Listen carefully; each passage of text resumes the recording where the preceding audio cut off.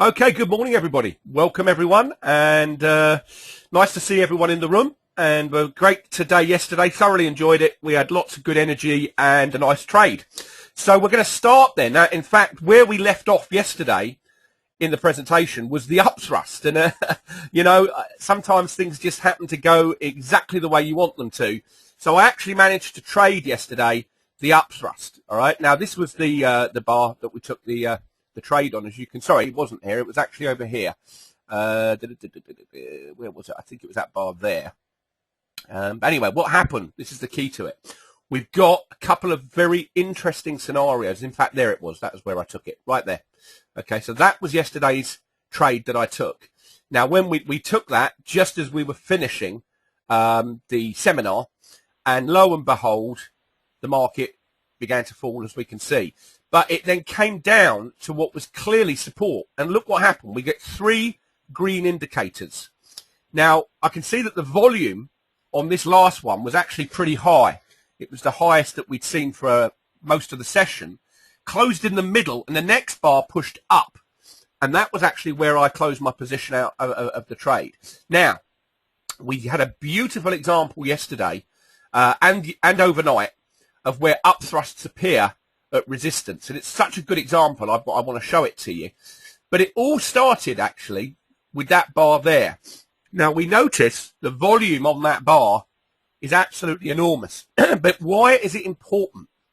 Look to the left. And just here we have the gotcha bar, this widespread down bar on an increase in volume, closing on the low. And that's taken out all the prior support.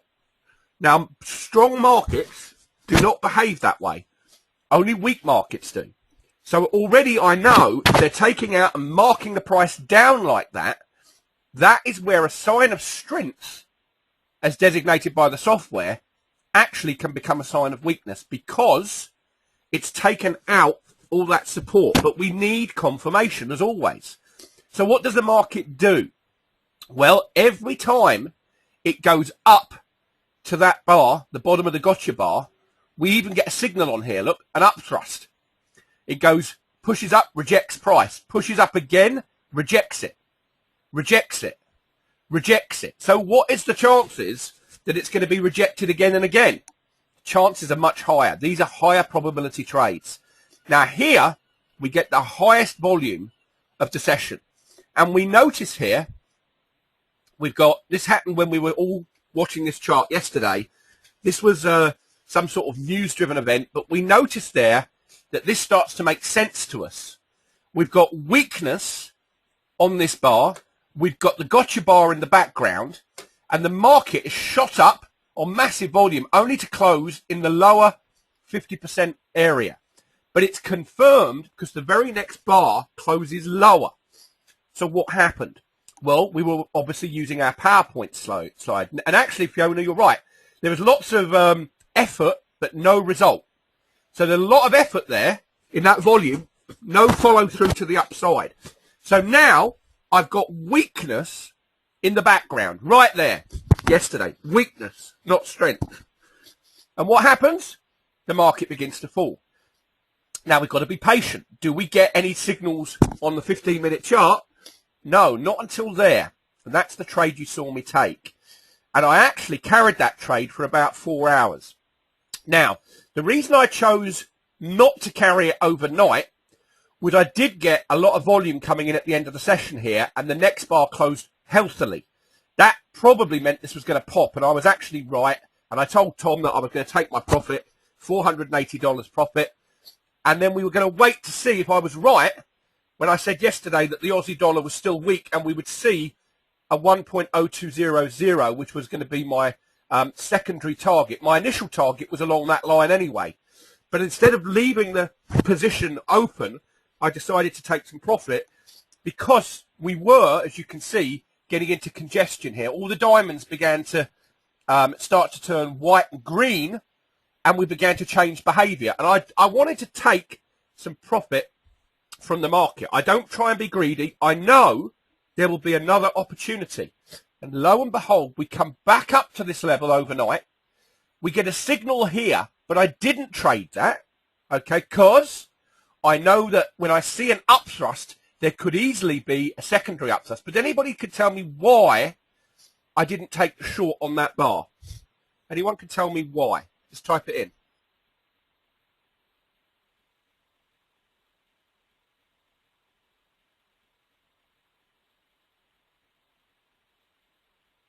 I'll give you a clue.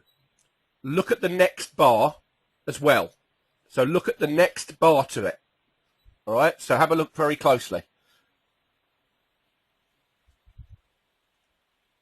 Let's put 100 bars up here. So here it is. Look what happens to the next bar. Okay, what happens to it? Does it close higher or lower? It closes higher. So the signal here isn't a confirmed signal. Because if it had closed lower, I would have then looked for a no demand bar.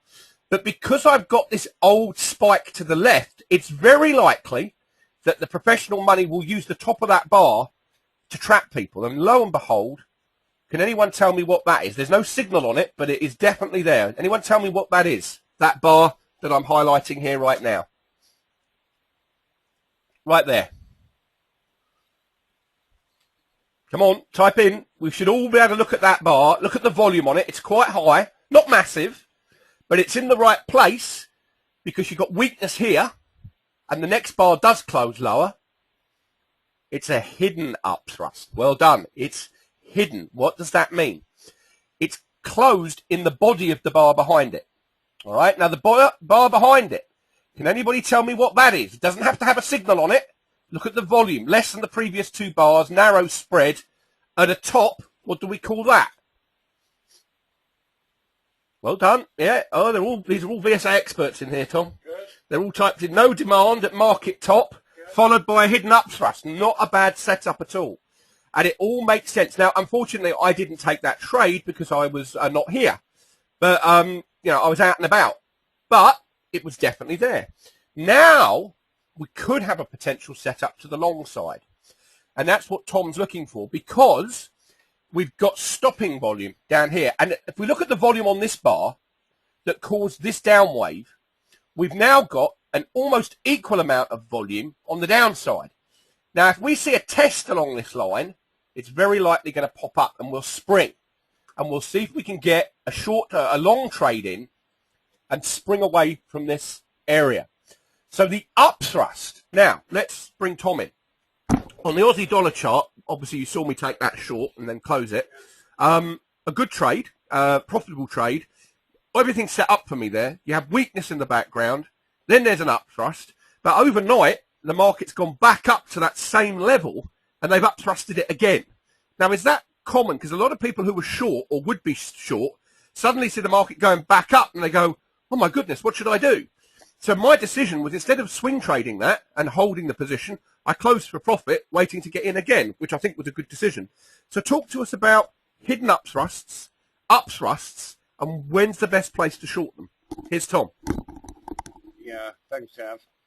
Well, the thing is that if you're short the market, I would say it's almost will happen that on one of those down bars, you'll see some stopping volume. And if you're short the market, and as soon as you see stopping volume, you need to get out or certainly get out of a short position. Because if you look at all these bits of markets, whether the pound or the S&P, if you've seen an upthrust and if you've shorted it, right, you're very happy with yourself, the market's falling. However, you will get automatic rebounds, as they say. But the thing is that if you watch the volume, you'll see stopping volume coming in or came in on one bar. And then that's a warning to you that they may have a move up. So you won't get a move up unless you see something at the bottom that's going to cause that. You have to have a cause, a reason for it to go up. Professional money needs to enter the market in some degree, anticipating a rebound. It's almost like a ball. You know, you drop a tennis ball, it'll fall, yes, but then it rebounds. And the market tends to do that as well. But don't worry, you'll soon see it all. because you put all this effort into it, and it'll come round. It's not easy at first because it would appear illogical, the market, to somebody that hasn't been shown the real truth in these markets. And it just doesn't make sense to a lot of people. That's why I've rarely talked to people out there that don't know about the market, and they just think you're talking a load of rubbish, most of them, because they don't understand it. They say, well, if that was so, they would be telling us on TV and all the rest of it. So I don't bother to speak to many people out there, only on VSA circles like this. Is there a setup on this chart right now? Well, I'm looking at the 5-minute Aussie dollar, and there was definitely some stopping volume right there on the low. Can you see that, Gav? Climactic action, number 136. Yeah, there's definitely some stopping volume there, look. And that's why it's gone up a few bars. However, of course, we are always looking for that ultimate position to go in. And what we'd like to see is a test now, or a down bar where the volume is very, very low. And, of course, it'd be lovely if it went back down to that same level where we first saw that climactic action there to the left on the low. And if the volume was really, really low, especially if the computer colored it pink, then that would be a sign that it's going to go up, pop up. And it'll go up until some additional weakness appears. Right? It's not accumulation to go to the moon. It means it wants to automatically, an automatic rally, they used to call them. It's just the way it is, the way balance of supply works. And but watch out for that. Can the market still push down further? Because it's in a downtrend, someone said. No, I doubt it. Not with stopping volume in the background. I doubt it very much. Very much. Would you want to go long here now? Or would you No, what I'd like to do would be wait for the market to fall.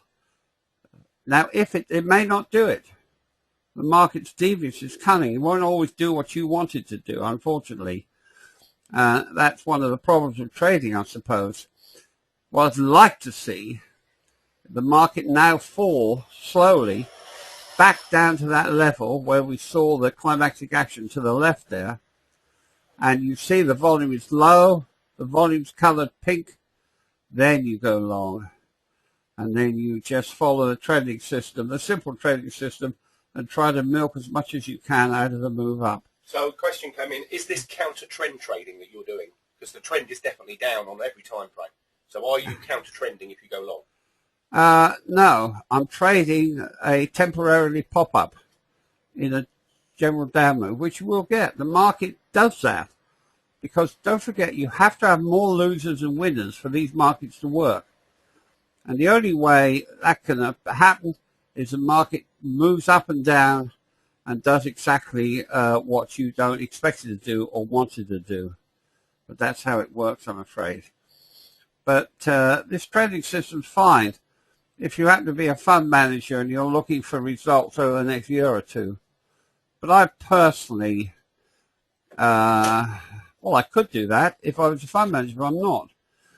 But I like to just buy when I see a setup appear, take a few points, right, then go and have my cup of tea. Now, the question is, when at the moment it's come down to the closing price down here, is it the close or the bottom of the bar that what you want it to come down to? Well, back into that area, the body of the bar. Which it's in now. No, it's not. Look, there's the low. Right. It's here, isn't it? Yeah, and there's the high, so it's in the body now. No. Here, look, the body of this, where the volume was. Okay, yeah, it's not quite down to the bottom yet. Okay, so you're looking at the close and the lower section. Yeah, it needs to go back down into that area on the down bar. So it'll be a red bar as far as I'm concerned. And if you see the volume very low, now if the market does it, it may not do that. If the market is still weak, then it may fall. But it won't fall if these principles are followed.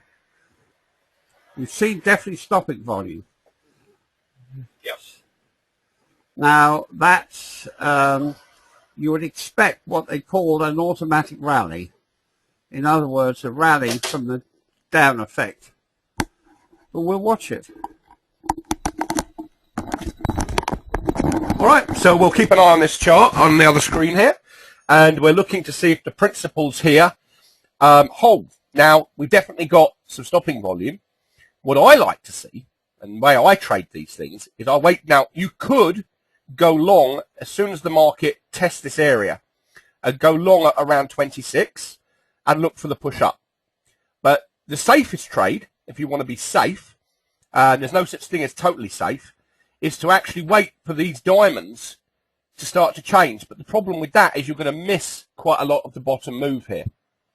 So what we're looking for is the market to come back down. Let me be very clear what Tom said.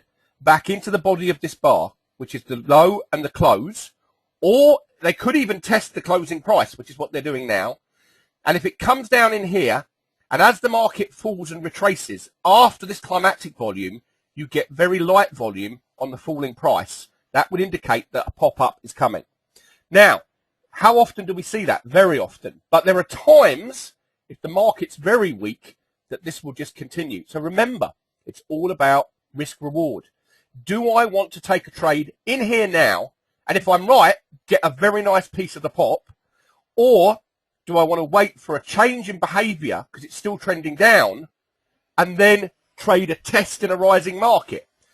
Now, I have three ways of grading my trades, grade 1, 2, and 3. If I put 3 contracts on, that means the probability of my trade is extremely high, and I rarely lose money on those trades. A level 2 is what I call a considerably more risky trade, but ones that I'm comfortable with, like no demand in a downtrend. And level 1 would be something like this, where I'm trading against the trend of price for the day. We have had a big down move behind us, but now we've seen clear climactic action coming in here, and I know I can put a pretty tight stop in a few ticks below here and reduce my risk. So I'm going to see now what Tom is saying is happening live. The market is retracing into that area on reducing volume. And I've seen Tom take these trades many times against the trend and make a lot of money on the way up. So please note that these things do work, and it's a good system, a good setup, because it will often mark the bottom of that trend for the time being. Now, the question came in about time frames. Which time frames did I use yesterday to manage my trade? I used the 5 and the 15-minute chart. That was all I needed to do to know when to get out the position. So just the 5 and the 15 was suffice for me, because I'd already made a decision I wasn't going to carry the position overnight. I wasn't going to carry it through the Globex, so I didn't do that. What would be a level 1 trade? Well, a level 3 trades would be end of a rising market or bag holding, Ken, followed by no demand or an upthrust. If I'm shorting, the really good probability trade is end of a rising market. The market falls.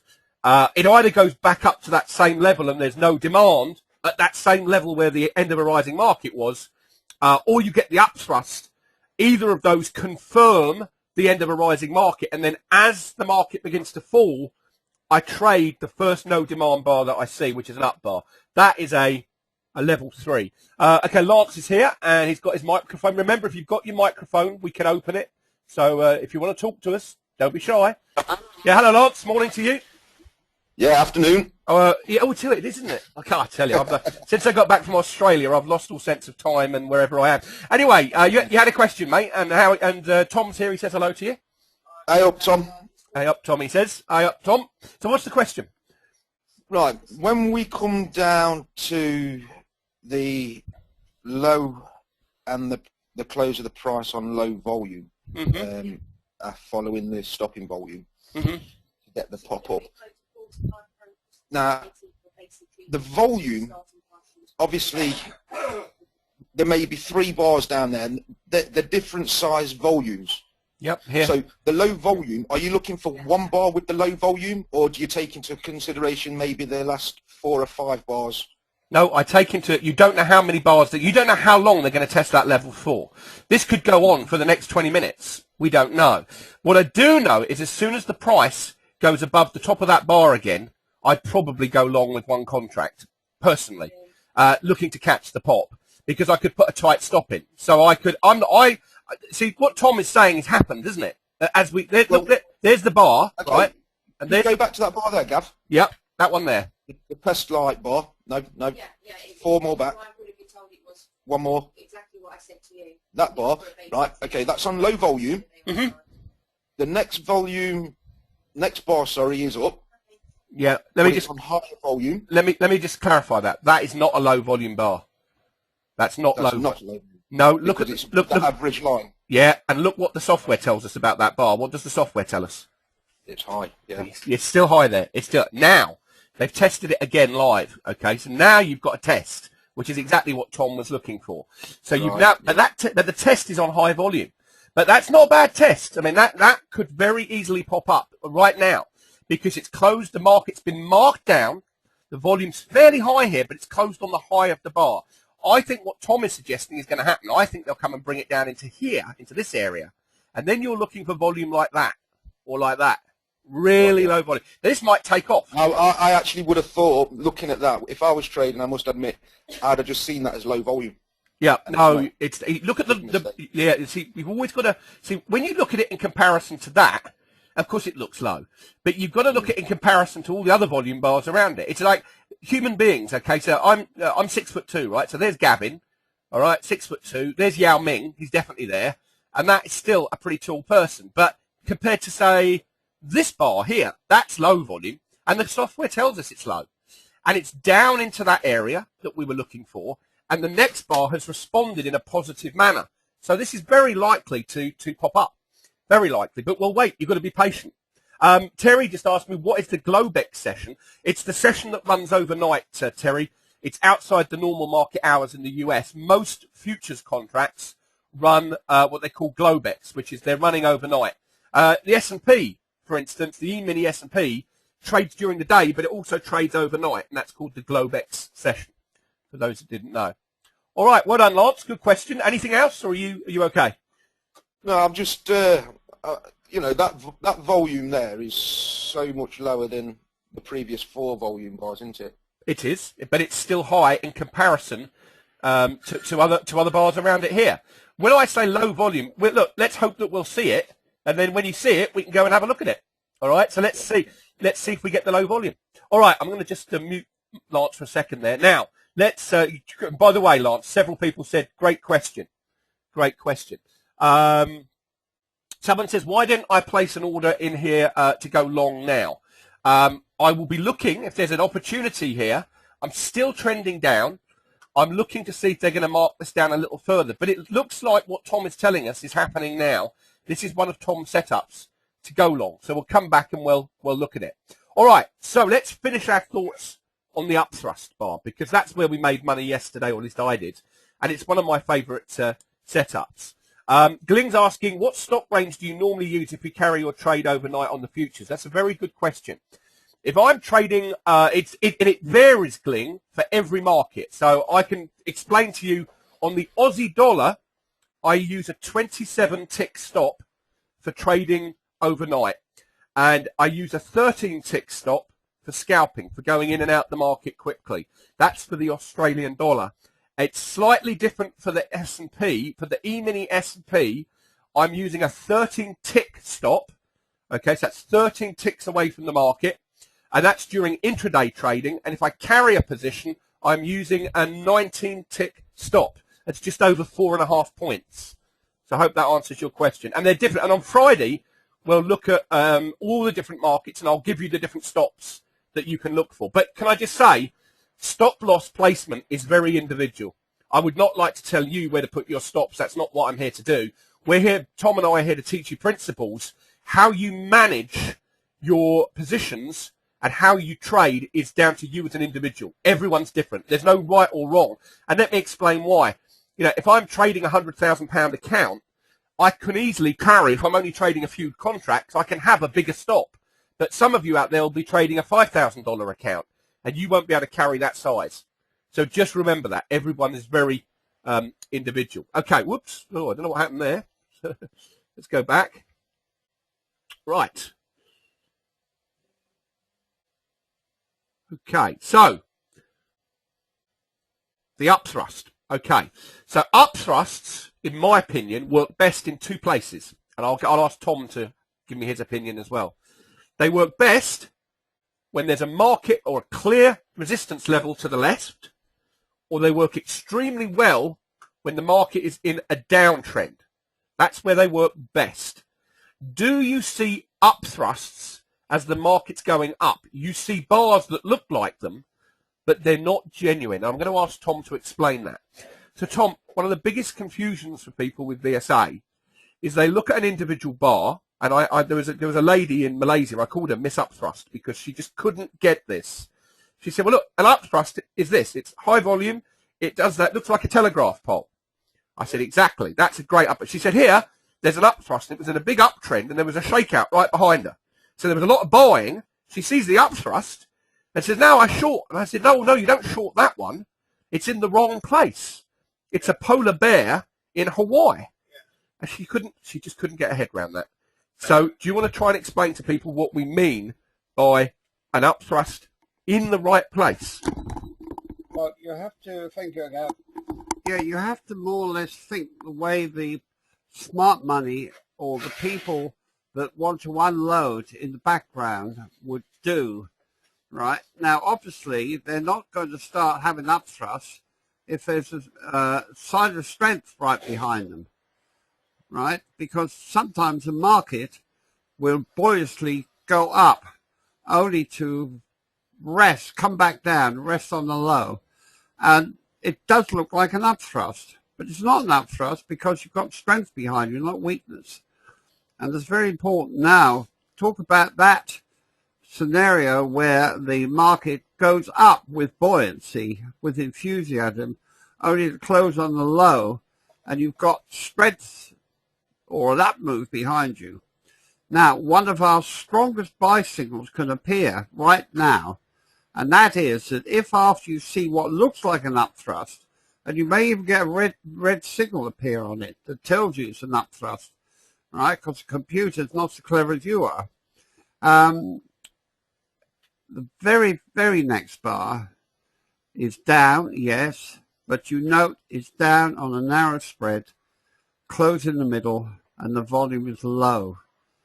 And if you're lucky, on that particular time frame you're looking at, you may get a signal on it, right? That's one of the strongest signs of strength we have, because professional money would have seen that, what looked like an upthrust, and they're just wondering what it is. Probably they don't know everything, so they test the market the very next bar, and lo and behold, if it's down, narrow spread, close in the middle, and the volume is low, especially if it's colored pink by the computer, it may or may not come up with a signal.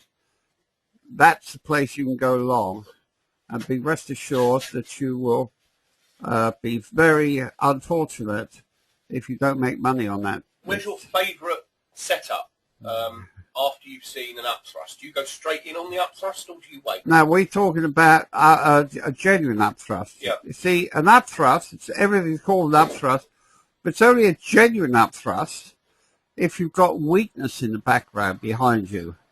And then the reason why that is there, because professional money are fully aware the market's weak. They've been holding it up while they distribute. Now, more or less, when they finished that phase of distribution, they say, right, now's the time to get them. We'll mark it up, catch all the stops. Remember, the thousands of stops above and below these actively traded markets will trigger a lot of those stops. Panic those traders that are short, encourage people to go long, and believe me, there's no end of the benefits of an upthrust. But it's only a genuine upthrust, so they mark it up, close on the low, right? The volume could be high or it could actually be low, but it's usually a little bit high. But it's only a genuine upthrust if you've got weakness right behind you. It's not genuine if you've got a bull move behind you and shakeouts and signs of strength all in the background. It's not an upthrust. So try to remember that. Don't just go by the pattern of the bar. Looks like a telegraph pole, yes. But don't just do that in mind. Visualize where the upthrust is. Visualize why should you have an upthrust here. They're obviously not going to mark it up to catch stops if they're in a bull move. That would be of no benefit to them at all. They'd probably lose money on that deal. So you do get what looks like an upthrust, but not very often. But a genuine upthrust occurs when you've got weakness in the background. Okay, quite a few questions coming in here. Question from Rob says, sometimes, Gavin, after a bull move has been in place, I don't see end of a rising market, but right at resistance, we get an upthrust on very high volume, and the market then collapses. Okay, so Tom says that is in fact supply overcoming demand, and yes, that is definitely tradable. Definitely tradable. I mean, the best place to trade an upthrust is either in a downtrend or when it's on massive volume at a resistance, clear resistance level, and it closes on the low. Those are the two best ones. If you see an upthrust in an uptrend, especially if you've got some sort of shakeout behind you, it's probably best to just leave them alone. Okay, Lance, I'll open your mic again. You had a question as well, Lance? Yeah, question for Tom. Question for Tom, okay. Tom, are smart money interested in small cap companies? Are they interested in that? Does it? Yeah. Okay, Tom, the question from Lance is the smart money, the professional money, do they trade small cap stocks, stocks, little small stocks, or do they really go after the big stuff? Yeah. Hold on, here's Tom. No, they're not too enthusiastic with the small cap stocks, but they will trade anything where they can make some money out of, believe me. Don't forget the markets also rotate. In other words, we have different sectors in the market, which you can see, which are tracked by charts. You may have industrial, farming, chemicals, all that type of thing. And if you look at them, if you're going to pick a stock to trade, obviously you want a stock out of one of the sectors that's showing strength. So that's always a good thing to do. But the professional money are not usually interested in the small cap stuff. But they will trade it if they have an opportunity that they see is going to benefit to them. But normally they trade all the stocks that make up parent indexes, like the Dow Jones, the 30 Industrial. They'll definitely be trading all of those. Now, notice yesterday Gavin mentioned something about the same stock in different indexes. Well, they will move together. They won't move separately. They will move together because of these arbitrage traders. That's what they're looking for. They love all that. And they've got a mathematical formula which will deal with that, where they buy one, sell the other one instantly, and make a profit from the difference. The only thing we can't do it is that you need a lot of contracts, and it's usually way above our ability to do that. But they will move, because don't forget these arbitrage traders, so they make their living. And not only are they looking at the indexes, they're looking at everything. They can, of course, and they wander around the floors looking. I know, I've seen them. So keep all that. That's worth keeping in mind. Yeah, fantastic. Thank you. Okay, now we've got a chart here from Morris, and it's a great one, actually. This is a good example, so thanks for that, Morris. Good question as well. So what we got here, okay, you've got a chart that's got all the signs of distribution at the top. You've definitely got supply hitting the market right here. That's the highest volume that we'd seen apart from this bar here. It's a bit of an unusual bar. I'm not sure I could make a lot of sense of that. But the market continued to go up. When they saw that volume, it was tested over here, look. It came back down. You got some buying here. And then they mark it up. Big markup. And the volume is pretty high, as you can see. Software reads it as ultra high. And then we start the first phase of distribution across this top. So the next bar here goes up on no demand, which after that bar is a bit of a clue something's going on. Then we have some more weakness appearing. We notice that the spreads of the bars are beginning to narrow. Now, after that, when you get narrow spreads, especially on high volume like this, and here, like we've got the upthrust type looking bar, we look for a change in behaviour in the market. And suddenly, we get this bar here. Now, look, it's got a green signal on it, yeah? It tells us potential climactic action. But that is in the wrong place. Because I like to see those bars after a big downtrend has happened. This has happened as the market's trending up and has begun to distribute. So when you see a widespread down like that, if it's taken out the previous 2 weeks support, then we have to look for evidence as to whether that's going to make the trend continue or whether they're going to mark it down. So I wouldn't do anything in here at all. I wouldn't have been trading in here at all. Here, when we get the upthrust, don't we? And it's telling us, what are they upthrusting? Always ask yourself the question, what is being upthrusted here? That's the highest volume in the background. That's the Yao Ming bar. Look at the closing price on that bar and look at where they're upthrusting it to, and now it starts to make sense. Now, the upthrust is on pretty low volume, so you don't see that particularly often, but it does happen. But it tells me, again, effort versus result.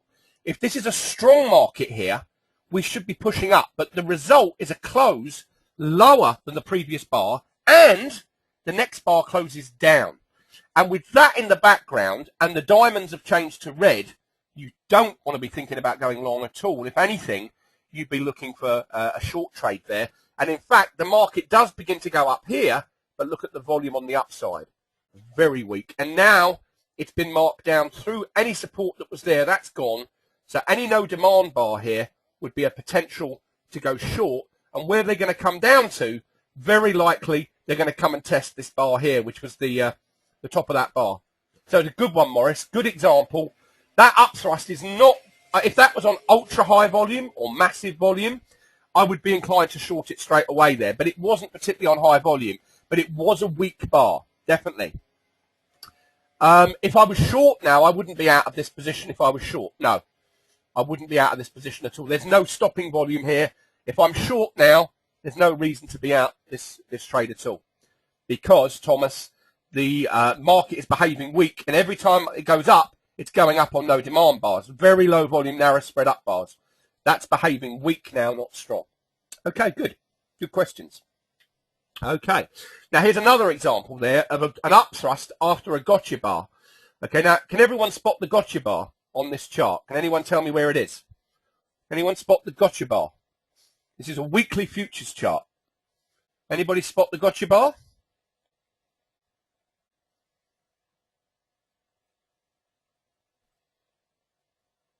Yep, you got it. There's a few of them. There's one that's very obvious. There's one that's very obvious. Right at the market top, look. Look at that. Now, that is a down bar on high volume and will very often produce a green signal because the computer is seeing a widespread down bar on high volume. But I know that as the market's rising and rising and rising, at some point, the professionals will want to take profit. And this is called the gotcha bar. It takes out the previous 4 weeks of support. So the market's been rising, rising, rising. And you'll usually find on the daily charts, there'll be no demand up here at this top. There'll be no interest in higher prices. Now, what happens now? The market goes sideways for several weeks. And then finally, there is a beautiful upthrust. That's a classic upthrust. The volume is higher than all the background. It closes on the low. The next bar closes lower, and you can short that upthrust because it's now in the right place. The volume's massive. I love ultra-high volume up bars like this. Jitendra says, can the software scan for the gotcha bar? Not yet, Jitendra, but it's a good question. We are looking at developing the scanner so it starts to look for specific bars and setups. So, yes, it will be able to do it, but not at the moment. But there is a signal called no result from effort, which we're going to talk about, which you can find in the sidebar scanner here.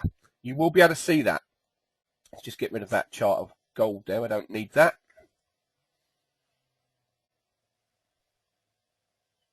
So that will be able to happen, yeah, absolutely, definitely. So what's going on here now? Going back to the Aussie dollar, look, we've come back down into the body of the bar, and this is now trying to spring. It's trying to push away from this level here. Now that top line, where I'm going to put a green line, would be an area where I'd be interested in taking a trade to the long side if the market goes through it and we test it. Because it will now, you could go long on this very next bar because it's going to be a test by the looks of it. And it's trying to accumulate now. This is what we call churning the market. And when we get to signs of strength today, we'll come back and look at this actual live chart. That's the beauty of doing the mentorship course with Tom, because he's scanning all the live charts as we speak. So here we have what we call the no demand upthrust. Okay, they do exist. They're not in the software. We don't have a name for them, but they're there. And we can see them. These are very low volume bars at resistance. So where the yellow box is on British land, this is a UK stock, you'll notice very, very high volume on that up bar. Okay, and that is the first phase of distribution. So they always do this in phases. Markets move in phases. At point A, we get a very nice upthrust again. They're upthrusting the actual base of this bar. That's what they're doing. And at point B, that is what we call a genuine upthrust. That's a hidden, and that's and the difference is a hidden upthrust closes within the body of the bar behind it. A standard upthrust, if you want to call them that, closes higher and above the previous top of the previous bar. And if it's on very high volume, these upthrusts are very, very powerful to short on. Yes, it is, Dave. Dave's asking, is the live market scanner the TradeGuider proprietary tool? Yes, it is, Dave. Yeah, you don't get that in any other software. It's only available in TradeGuider. So at point B, we have a low volume, no demand upthrust. But again, it all comes down to effort versus result. The market is lethargic here. Now, Tom explains the story of the dying man climbing up the hill. Do you want to explain what you mean when the market becomes lethargic and runs out of energy? Well, that's no demand, isn't it? Yeah. Occasionally, you see, the thing is with studying and being able to read these charts is that no pattern will ever look exactly the same as the others. I can guarantee that. But what you would do as a chart reader and knowing what's going on is you can read as the market unfolds. Now, I remember, this was some years ago, it was the FTSE actually, it had been crawling up. And it had gone up initially, but then it was rounding over, like Gavin was saying, a mushroom shape. And it was crawling up, and it was just going up a little bit every day. And I was actually short, and I kept seeing it going up little by little. But I knew I was fairly right, because the volume was really low, and it looked like a mole man trying to climb up a hill, and he was running out of steam. And of course, eventually it did. The whole thing collapsed. But when you see that, you know that that market is weak. So that's why you get these mushroom shapes. We call it a mushroom because everybody knows what a mushroom looks like. It's a nice smooth dome, and very often you see that. But you may not, you never see the same thing exactly the same. It's like stand back and look at a tree, right? Say, all the leaves are all green, right? They all look the same. But when you go up and look at them, every leaf apparently is different on a tree, which is quite surprising when you think about it. Excuse me. No one other leaf looks like that one. And the market goes like that because it's run by human beings who in their very, very nature are unpredictable due to their emotions and one thing or another going on. But don't forget that some of the professionals, not all the professionals are right all the time, and they get it wrong. I've seen traders on the exchange of these floors. You could almost see the veins standing out their neck because they're on the wrong side of the market. And so some of them get it wrong, but generally speaking, they don't. Yeah, thanks, Tom. What do you make of the Aussie dollar at the moment? Well, I'm watching it here. It's tested. It's going down. Hopefully, but it's taken a long time, and sometimes that could be a sign of weakness. Look. Yeah, well, you've actually got a signal that's come up there, and let's go and have a quick look. Yeah, it certainly looks like a place to go long. Just like to see it go a little bit lower for perfection. Yep. So what have we got? We've got Yao Ming just here. Now, I know we're talking about signs of weakness at the moment, but you've got your Yao Ming bar. It's come down here. We've had a first test, effort to rally. Yeah, the high volume came in. They sold a bit more off. Now we've got the very low volume. Lance, this is what we're looking for. Look, that's lower than the average. It's a down bar. Okay, now these trades here, you can go long here with a fairly tight stop below, and if the market falls lower and takes you out, it does so. But here, it looks to me like they're trying to accumulate here at this level and pop this market up. So it'd be very interesting to see. Okay, Nathan said, talking of upthrust, there's a real-time upthrust on the 7-minute chart of the futures. Let's go and have a look at the... yeah, let's have a quick look. Actually, the S&P is doing the same thing. There's strength in the background here, right? Yeah, so be very, very careful here, because this is exactly the same as what the Aussie's doing. This again could potentially be a setup. Now, we've got to be careful here. I certainly wouldn't want to be long just yet. I would definitely not be long yet. Not against that overall trend, but we've got the Yao Ming bar in place. And again, very similar now. We're going to want to see if they come down and test this level on low volume. And when we get to signs of strength, which is in part 2, we could have a lot of things to be talking about live. YF's asking, why is this not absorption volume? Absorption volume happens in up moves. Okay, so this is more likely to be stopping volume rather than absorption volume. And it's very climactic. There's a lot of, it's in the London session. So some group or groups have stepped into the market there to try and attempt to stop it. But whilst there's a lot of volume, there's supply still present. It means there's sellers present. So professional money are going to want to keep the price down here to test, to see how many sellers are around. And if people are bullish down here, we'll get very low volume as the price falls. And at that point, we'll be able to see if there's a trade to the upside. Okay, so the upthrust then. We short after you see an upthrust. But remember, this can and does appear in an uptrend, but is not a genuine upthrust because you're in an uptrend. It is a far more powerful short in a downtrend. Don't short in an uptrend. It's in the wrong place. And the only time that I would ever short the upthrust when there's an uptrend behind me is when it hits serious resistance to the left and the volume is ultra high. Terry says, do you take a lot of notice of a gap up upthrust, low volume type bar in an uptrend? No, Terry, I don't. No, I don't. I don't. I always look initially when I see an upthrust, do I have, the first question I ask myself is, do I have strength or weakness in the background? Okay, that's the question. Do I have strength or weakness in the background? And if I've got weakness in the background, like the end of a rising market or a buying climax, I'm going to give a lot of weight to the upthrust bar. Okay, my favourite setup, really one of them, there's several to go short, but this is where you're going to make your money. Tom, can you shut the door? I can't hear. Sorry, we've got Tom's gardener outside. He's having his grass cut today. So, sign of weakness number 5, no demand in a downtrend.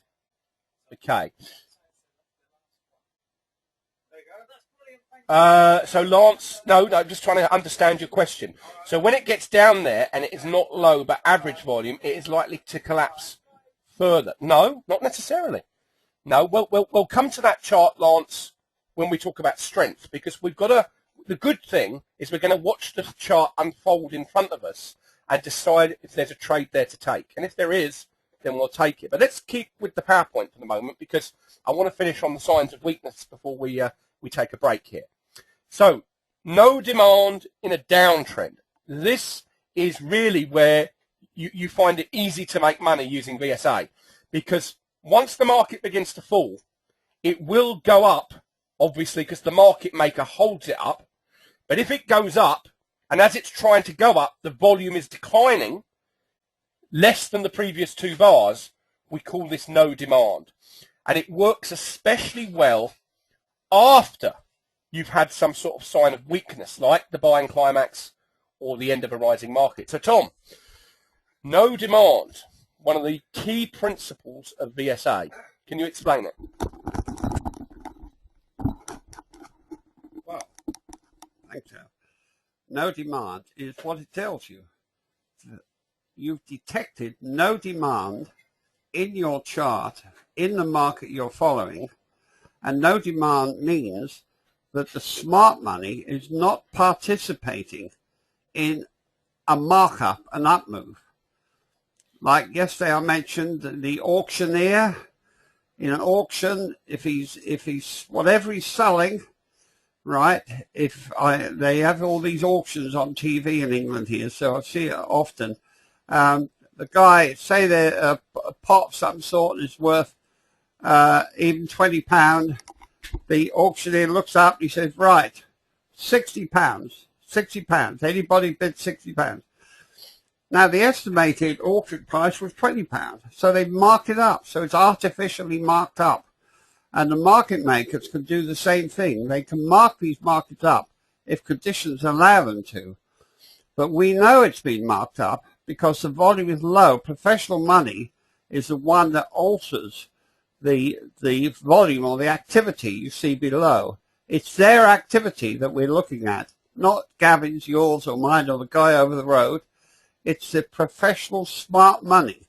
And when you see that market is marked up, especially if there's weakness in the background, right, and you see the volume is low, especially if the spread is narrow, it can even be gapped up, right? They will do that if they can. They will do everything in their power to catch you, mislead you if possible, because that's their business. They want to make money out of you.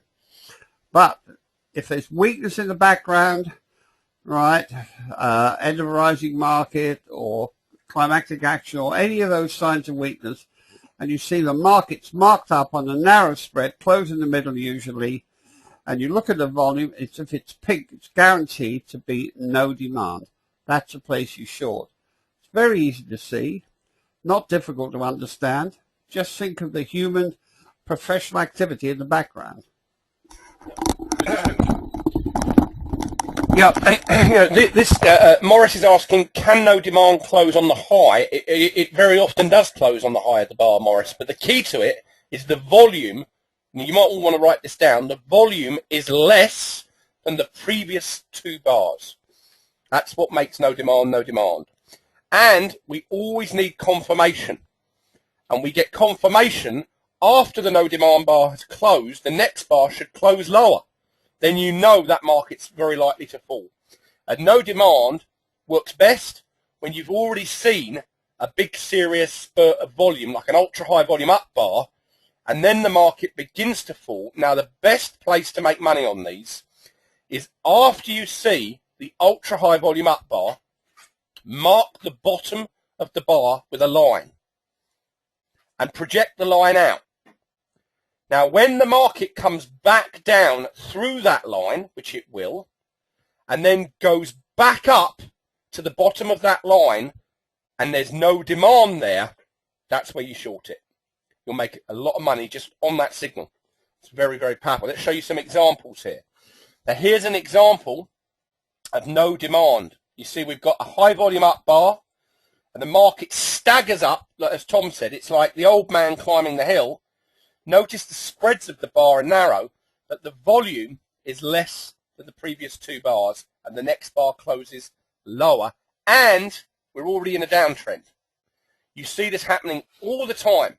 If the market staggers up like this, and the volume is getting lower and lower, and the spreads of the bar are getting narrower and narrower, it's like the old man running out of steam.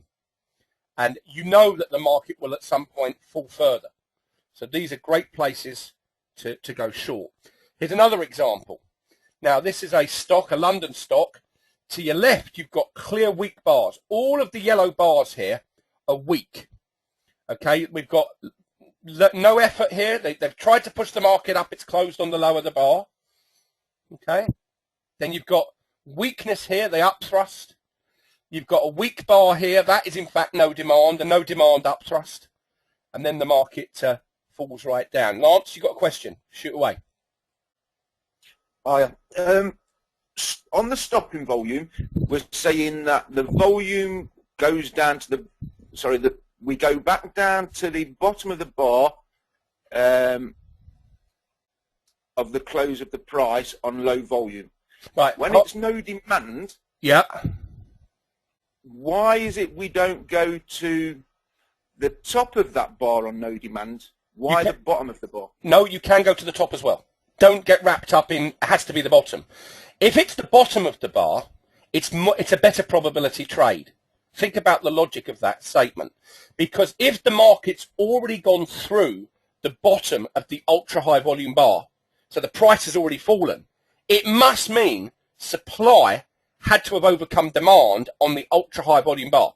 So if it now goes back up to the bottom of that bar and the volume is now very low, that is a very good place to short. Now, can you short the market at a no demand bar after you see a spike in volume? The market then goes back up to the top of that bar on low volume. Yes, you can. No problem at all. But you do risk an upthrust. So you can get stopped out on those ones. I tend to find, and again, it's all about probability, Lance. Probability-wise, I've made my most money on shorting as the market's fallen through the low of the ultra-high volume bar and then gone up to the bottom of it on no demand. But the principle does work just as well, although I sometimes find when it goes to the top of the bar, as you're discussing, you can get an upthrust. So you're short, and suddenly you see the market taking off, and you say, well, that can't be right. And then you sit and wait for a few minutes, and you see an upthrust has formed. That happens. But no, to answer your question, you can have no demand at the top of the bar or at the very bottom when it's broken through the bottom of the bar. Both are perfectly good places to short because you've got the weakness in the background. Make sense? Yeah. Good stuff. Okay, and a question from Grigory. Okay, so you're a bit confused. Sometimes you're saying that the stop lot or your order, okay, so your order has to be put under the no demand bar, but you still need confirmation. Will you put the stop order then on the bottom of the second bar confirming no demand? That's a great question. When I see a no demand bar, I have two choices that I can make, okay? You can sell at market, so you can just see no demand and not wait for the confirmation bar because you've seen weakness in the background, or you can wait for the next bar to close and then go in at that bar after the no demand bar. The safer place to go in after you see no demand is when the next bar is closed lower than the no demand bar. Some traders that I've taught see no demand bars and place a sell order one tick below the bottom of the no demand bar. So as the market falls, it takes them into the trade. However, there are times when you'll be taken short on that strategy only to see the next bar that you've been taken in the market close higher than the no demand bar. It happened to me last week. But fortunately for me, the market was weak and it fell further. So that's down to your individual style of trading. If you want to be safe, here's an example. There's no demand. There's your confirmation. As soon as that bar closes, you can go short because you've confirmed no demand. You've got weakness in the background. You're in a downtrend. And you'll notice here and here where your ultra high volume bar is. Here's your ultra high volume weak bar. Note the price falls through it here and here. See these two bars? And now we go back up to that level on no demand. That's a great short. That's a great short.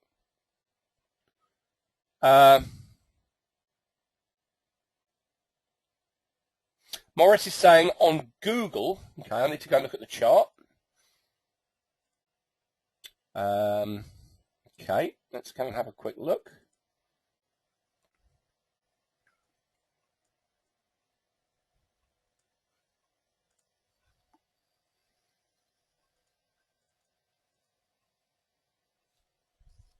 Well, this is the day that they released their earnings a little bit early. So it says we had an upthrust on October the 11th. Yes, we did. Yeah, that was prior to this news announcement. It wasn't very high volume, but it did upthrust. This is what we call secondary upthrusts, Morris. And it does alert us that they're trying to get people to buy there when in fact they're selling. So the real upthrust, the real good one is there, look, on 25th of September. Now, the market doesn't immediately respond negatively. So they do a secondary gap up upthrust here. And then we get this massive bar that takes out all the support. Now, the question we've got to ask ourselves, is this buying or selling in here? Is this likely to be a 50% retracement to buy more? Well, they're testing it right now. And the question you had, how do you handle temporary strength if you're short? Well, if you're short this now, if this is going to be further weakness, you wait to see if this goes up on no demand. Because if it goes up on no demand, these diamonds will stay red, then you could stay short. But when you see wide spreads down like that, there is weakness in there, but you have to ask yourself, is this an opportunity for some buying to take place at lower prices? I'd be a little bit patient here, but that is a weak bar. And that happened on news, so we know that the news actually marked that down. So going back to no demand, I'll repeat what I said. This is the great setup that I'm showing you now. There's your weakness. There's the low of the bar. The market penetrates the low of this bar there, and 2 bars it does it. It then staggers sideways. It goes down further. So we know there has to be selling there. And now the market maker marks the price up, but there's no interest in higher prices from the professional money. And bar B confirms it, and that's a great short trade. So it's no demand back up to the closing price. Yep. Or the closing price is relevant. Or if we look at the bar here, Lance, look at this bar here. Look at the volume. That's the high volume bar. That's where the market penetrated it, as we can see, and it's gone back up on low volume. It didn't even get to the bottom of the bar. It was too weak, and that thing collapsed. And then all the way down, there are weak bars. Weak bars, look. As the market goes up, there's no volume. Upthrust at point C. Weak bars. So when you see no demand, this is where you short it. This can and does appear in uptrends, but it is far more powerful in a downtrend. Do not short on no demand in an uptrend. It's in the wrong place. This is a powerful short when there's a downtrend in place and price goes up to the top of the downtrend channel on no demand. Look for signs of weakness in the background. This is particularly powerful when seen after the end of a rising market or a buying climax. Okay, TP says, we've come down almost to the low on the Australian dollar, but the Dow has broken its low, which could be the beginning of the other indexes breaking their lows, which also gives a greater odds, I think, the Australian dollar will break its lows, or it would have already. Could you comment on how to read it or other indications in order to make a better decision, or is it just simply take the setup with a stop loss and trade it over and over again? To be honest with you, as I said, I would not be long yet S&P or Aussie dollar, and Tom is not saying go long at the moment. He's watching the volume as the volume tells us. YF is asking, can we recognize the gotcha bars before they happen? Yes, you'll usually see no demand bars, several of them, prior to the gotcha bar. You'll usually see lots of no demand prior to the gotcha bar. That's a real clue. If you see 7 or 8 no demand days in a 2 or 3 week period on a stock, you can almost bet there's going to be a gotcha bar coming. Yeah, so Tom's just looking at the chart there. Okay, now there we go, the gotcha bar, principle 6, the widespread down bar through support. A down bar on a widespread and closing on the low, pushing down and through a previous support level with the next bar down. Now you should have had some sort of up move behind you. And this price action is used to lock you into a poor long trade. You'll very often see no demand after this has happened, and also sometimes before. Okay, so Tom, here's where some people get confused, because they pigeonhole in their heads and their brains that every time you see ultra-high volume on a down bar, it has to be strong. But, of course, that can't be true. There are times when you get ultra-high volume on a down bar after an uptrend's been in place. And I call them the gotcha bar, which I think is quite an apt description for them. So can you describe to us what is going on a gotcha bar, or as we call it, you know, where the market is marked down rapidly, it closes on the low of the bar and the next bar closes lower, and that usually will mark a turning point in the market. Here's Tom. Okay, Gav, thanks. Right, a gotcha bar is a very good term for that bar, actually. Gavin came up with that, and I think he's quite accurate. You see, if you're a professional trader, you know automatically how the herd behaves, how the herd thinks. And if you know that there's a point in your trading, or the market's weak, and you've probably distributed, you may have been holding the market up, you know that if you could generate a wide spread down, plummet down, close on the low, right, through, especially through or towards the former area of support, right, that's what you call a gotcha bar, because you know that people that were hesitating on the previous bars, whether to sell short or go long, are still locked in there. And then it automatically makes them what we call a weak holder. A weak holder is somebody that if they sold right now, they would be losing money. And especially in trading stocks and shares, they don't like that. So they hang on, hoping and praying for some sort of up move to get them out of trouble. But the gotcha bar locks people in, away from the true trade that happened. And I mean, you've probably experienced that. You may have been even wanted to short on a weak market. You may have said, well, I'll just wait and then see what happens. And suddenly you get this huge down spread and you think, oh, well, I missed that. But that's done its purpose as far as professional money is concerned. So they kept you out of a trade where you're to make money that they want to make. They're not there for your benefit. And but those gotcha bars are frequently seen after a sign of weakness, and when you see it, you know why. And of course, if you do get no demand up bar in the vicinity of that, then that's a good place you can get back in the market and short it. Yeah, thanks, Tom. Lance, I just saw you had a question, so I'm going to open your mic up. I think it was about no demand. Yeah, Lance, what was your question? It was about the previous no demand, was it? Yeah. Can we go to like that stopping volume again? No, we're on weakness at the moment. You mean... Yeah, I've got a question about that stopping volume. What, on the Australian dollar? I don't know what it was on. We haven't done stopping volume on these charts on the PowerPoint. The only place that we've seen stopping volume today potentially was on the Aussie dollar, and we're still waiting for that to be confirmed. There's no trade there yet, but it's starting to accumulate. Yeah, that chart will do. That'll do. Yeah. Shit, I forgot what the question was. Oh, well, don't worry.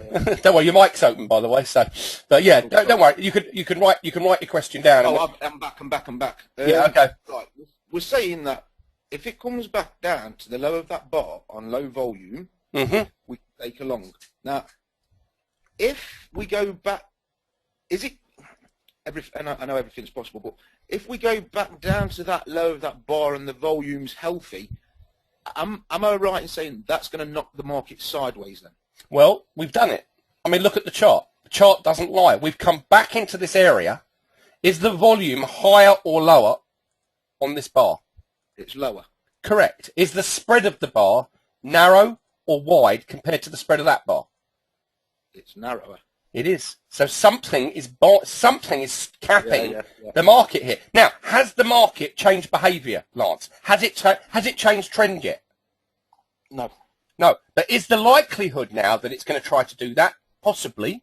We don't know yet. But all I know is this is something is holding the market at 1.0220.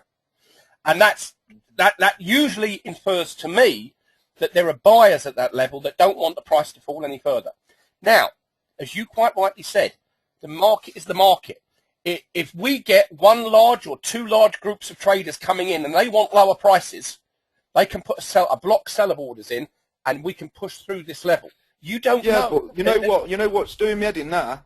Uh-huh. What's confusing me now is, right, you say that test bar is low volume, whereas when I asked a question before, my volume, what I was looking at, what I identified as low, was actually high volume. Yep. And that volume there is ultra high volume. It is, but is it Now you're comparing it to that bar right at the back. exactly? Is it? Where's your Yao Ming bar on the chart? It's there. You've got it Right. there. Right. Yeah. The market comes back down into the area here on very low volume. Yeah, I agree. It's very low there. It's come But back. that's not into the bottom of that very low volume there isn't below the close of the price bar of the Yao Ming bar and below and at the bottom of the bar. Correct. But what did Tom say? Think about what he said at the beginning. He said, I am waiting, he said, for the market to come back down to this low of the bar. The low was what he said, and the volume to be less than the volume on that bar. That's his statement. Go and check the recording. It's come down to that level, and the volume is still ultra high. There's no doubt about it. But it's less than that volume. And now what we'd expect is the market to come back down again and be even less.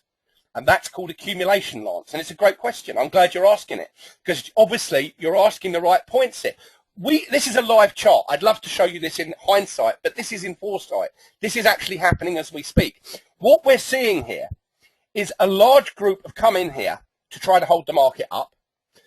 The most important part about this bar that you've just seen fill live is the spread of the bar. The volume is ultra high still. There's no doubt about it. What I'd like to see now for this market to change is another test of this. So come back down to the bottom of that bar on even lower volume than that bar.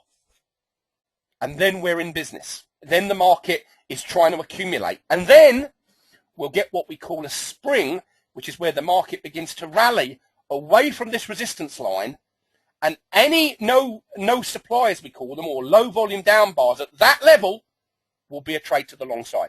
Do you understand that? I understand, but I've just there's something in my mind where because you shot down my low volume bar and it was pretty much the same as that one. Well, no, I haven't shot. No, I haven't shot it. I haven't shot it down at all. Look at the setup. Remember, when we were looking at your low volume bar, we only had 5 bars of information. We've now got 20 bars of it. Since that bar appeared, we've now got nearly 20 bars of information. Okay, so we're doing this live. I'm not doing this in hindsight. What I'm saying to look for now is a narrow range bar on lower volume than that bar into this area. And it's exactly what Tom said. Now, don't get too wrapped up in your head about, well, went back here, we had, I think the bar you were referring to was that one there. And I said to you, well, that's actually not low volume because it's not like that bar. You're right. It's actually the computer read it as high. That was the bar we were referring to right there. And it is high compared to these other volume bars.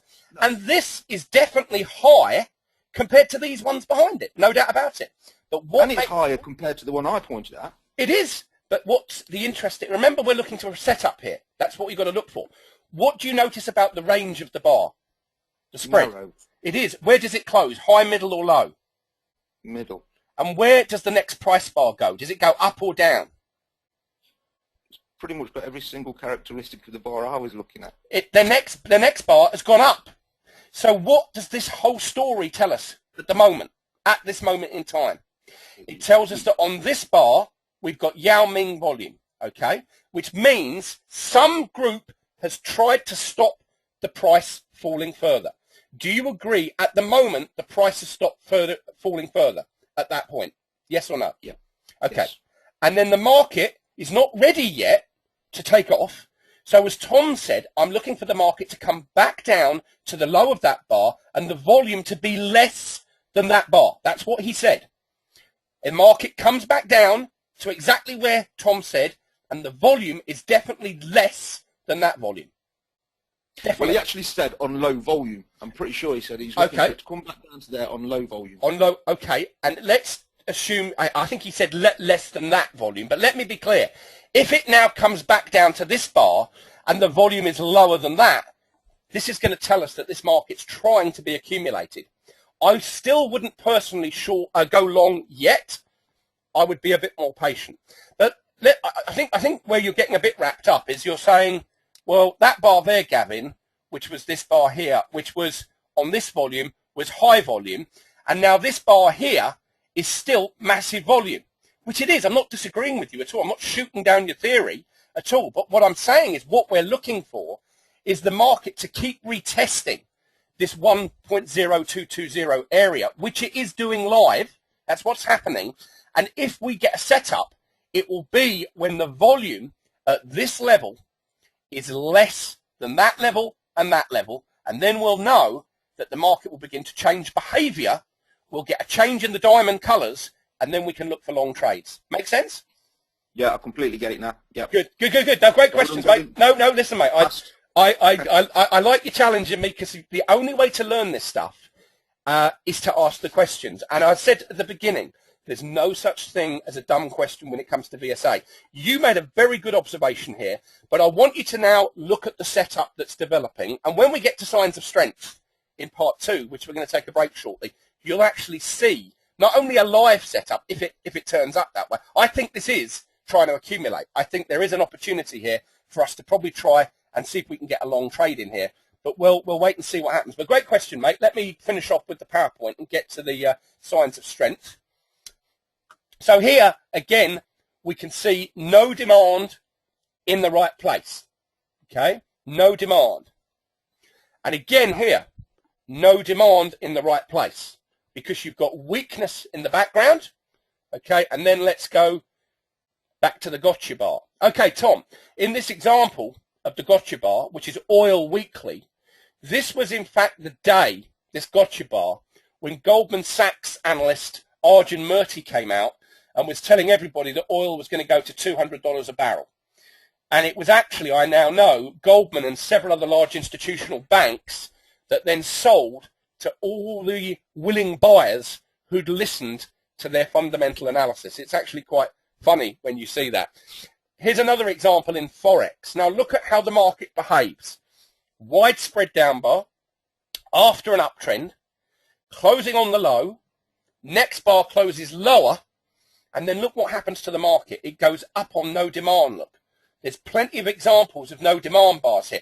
And every time the market tries to rally through this level, it's rejected.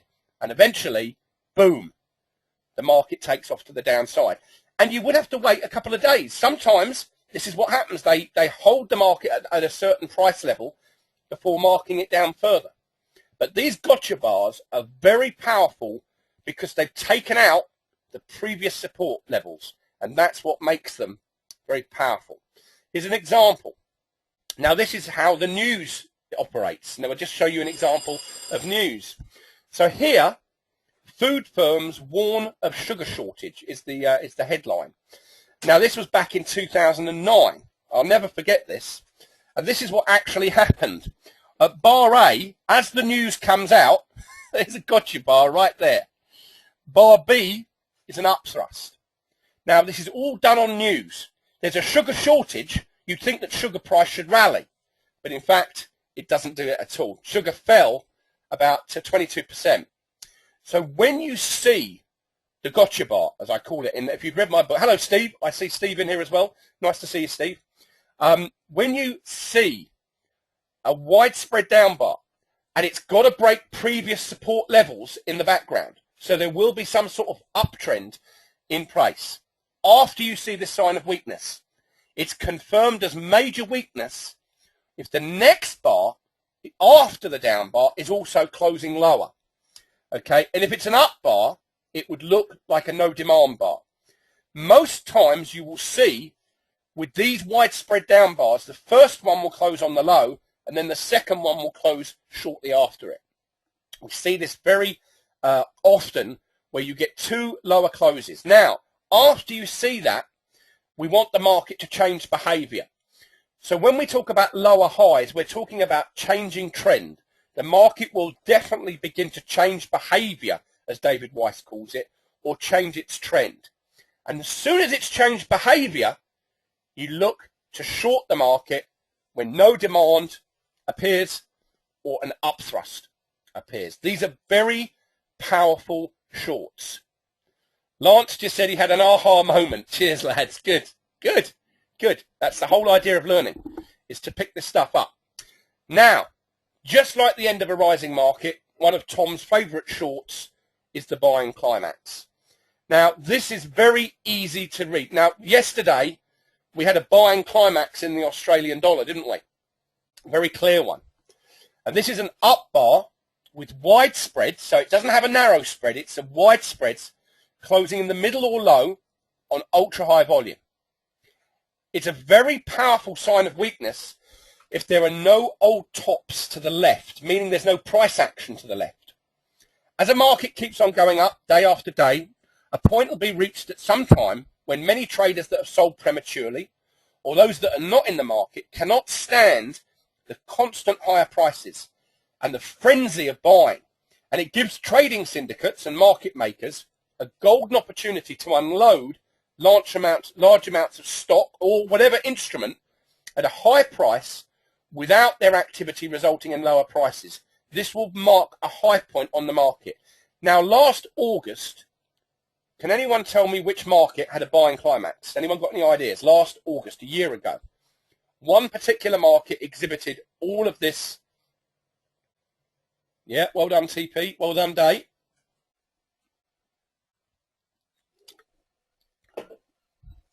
It was gold. Gold. The frenzy of buying from the public came in because the public were being told by most news reporters, most financial analysts, that everyone was rushing to the safe haven. How silly. Gold actually traded, I don't know if you remember last week, I forecast that gold would trade down to 1,700. That was my forecast. Let's have a quick look to see if I was anywhere close.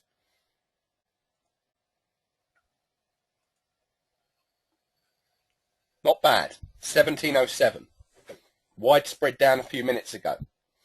So gold has got some lovely setups here. Should see some no demand bar. There's some buying in gold here. There's a bit of support on the 5-minute chart, but gold is trading down to 1,700 and will very likely break 1,700. And go and look at my YouTube video last week, and you'll see that that was a forecast I made based on the chart. Because what did we see in gold the week before that?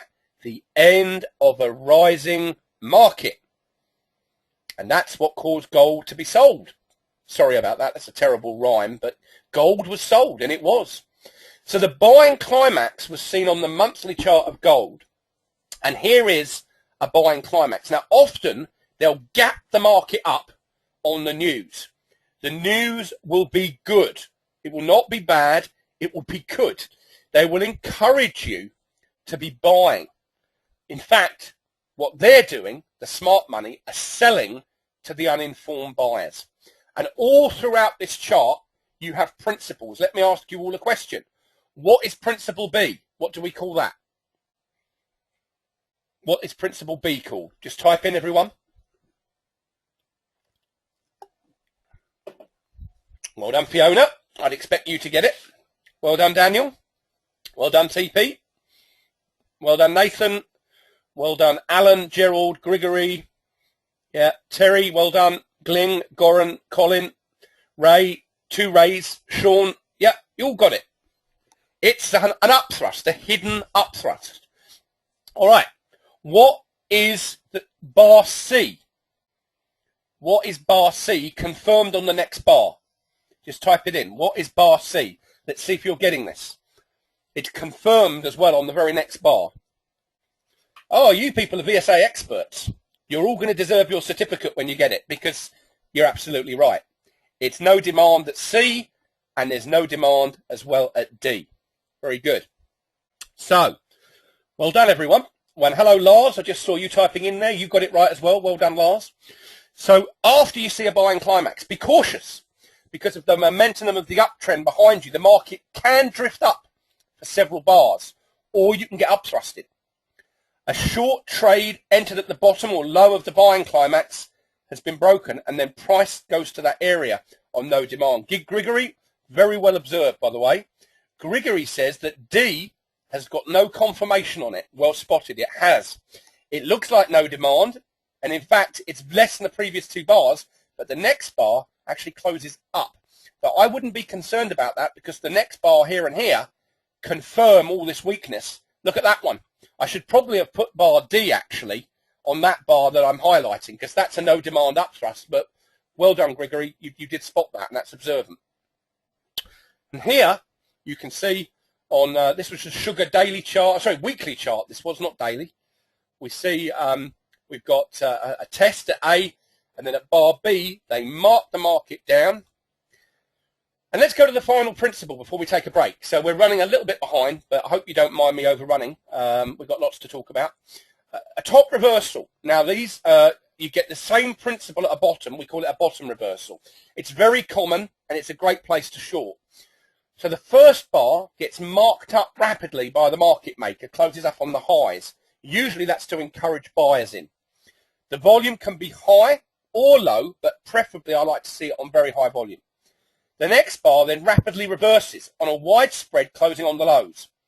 If the low in the close is lower than the first bar, this adds to the weakness. It gives it more power. As with all these indications, it's important to read the following bars for confirmation of the continued weakness. This sign of weakness is very powerful after an uptrend has been in place for a while. Here's a great example of one.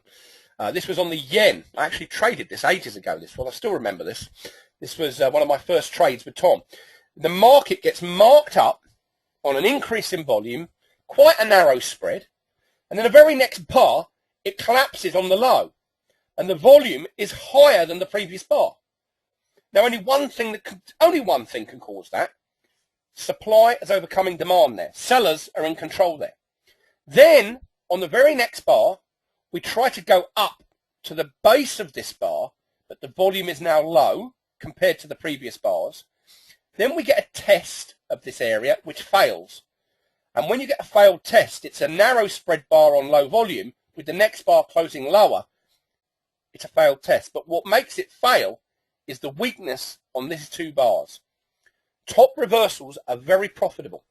Now remember, for it really to be powerful, you want to see the bar close lower than the bar behind it. And if it's on an increase in volume, that is a serious, serious sign of weakness. Another example here, lots of examples here, in fact, of weak bars. All of the bars that I've marked are weak bars. You know, when we look at the chart, it's a language.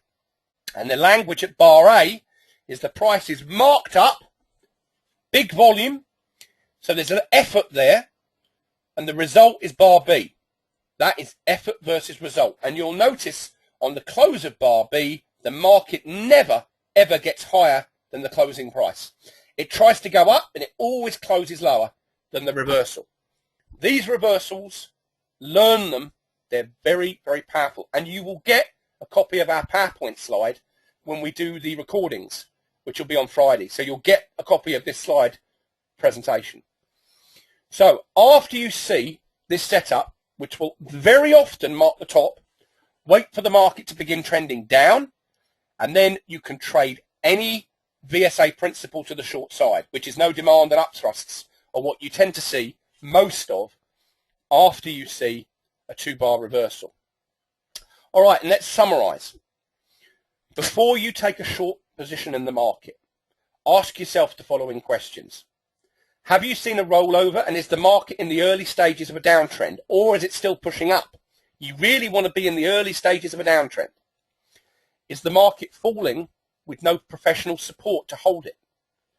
Is the low of each bar lower than the previous bar? Remember Tom's simple trending system. You can allow one up bar for every two down bars in a downtrend, as long as the up bar is on low volume. Are you into fresh high ground? What do we mean by that? Well, we mean there's no price action for about 200 bars to the left. Remember, distribution happens on up bars when the market's going up. Ask yourself, are you in a trading range at the moment, or are you actually defining a new trend? Is there lots of good news about the instrument at hand? Remember, professionals sell into good news and buying from the public. Is the market in an overbought or an oversold area of the channel? If you're doing a trend channel, the market becomes vulnerable in an uptrend when the market touches the top line of the channel, and becomes especially vulnerable when ultra high volume pushes it there. Ask yourself, have you seen two of Tom and my favourite signals, the end of a rising market and the buying climax. And remember, you want to enter the market on an up bar, not a down bar. The only time you would ever enter on a down bar is if you see a gotcha bar. And then, almost for sure, you could go short without a shadow of a doubt. Okay, someone asked me to put this in. This is for trading the commodities, all the different symbols, for those of you, because some of you said you wanted to trade gold. So I've added this in there for you. And it's got all the symbols and what exchange they trade on, with all the amount of margin you need, the times they open. I think you'll find that quite useful. Graham says the last part is nothing to do with RSI. No, it's not. It's just being overbought. You can use, I don't use RSI, Graham, but I know some traders do to see when a market is being overbought and oversold. But I tend to just use the volume. I know if ultra high volume comes at the top of a trend channel, very likely we're going to see weakness there. All right, let's have a look. What's it, 15? Let's take a break until, 7:35. Let's come back here at 5 to 8 in the morning UK time, US time. Are you all enjoying this, by the way? Are you getting something out of today's session? By the way, thanks for all your questions that are coming in. We're overrunning a little bit, but there's a lot of great information here. So, I hope you're learning from it, and I certainly enjoy doing this, as you can tell. And so just top. Good. Okay. Everyone says they're very happy. That's what we like. We like happy customers. Quick, stuff them. Put them in a museum. Oh, yeah. Happy customers. All right. We'll be back in. We're going to have a cup of tea, cup of cha, and we'll see you here at 5 to 8 to resume part 2 on the signs of strength. And welcome back to everybody for part 2. It's just put both my backup recordings on. And, we're just looking at this chart, Tom and I, of the Australian dollar. I'll get Tom's opinion. You've got a lot of signals coming in on these down bars. And the market, you see, this one is the last bar that we've got. Massive volume. But Tom is still hesitant to think about taking a long trade because of the high volume around. When there's high volume anywhere, it tells you that there's still supply present. And that needs to be tested. Here's Tom to tell us about the chart. Well, we're certainly not interested in a long position at the moment. We saw way over to the left of the 5-minute chart I'm looking at what looked like stopping volume. Sorry, well, I'm looking at the 15-minute actually. We saw definitely what we call stopping volume, right? And then the market did roll over slightly, and we did see a sort of test. There's even a signal come up on it. Yeah. However, the market has not responded to that, which you should realize that is a sign of weakness, really, built into the software in its own right. See, if you get a green signal of strength, right, and nothing happens, then you could be rest assured that the market is weak, so weak it can't take advantage of what brought that signal up. And there must have been a reason why it came up there. So we're certainly just watching it now. The S&P will be open in about half hour or so. Okay, so we'll certainly watch that. But always be cautious when you see too much supply around. And I'm looking at this 50-minute chart now, and the more or less the previous bar, very, very high volume. So it's definitely supply there. Now, it may be stopping volume, but if it is genuine stopping volume, right, and it's quite possible sometimes the markets have accumulated so many short positions that sometimes take time to absorb all that weakness and turn around and become strong.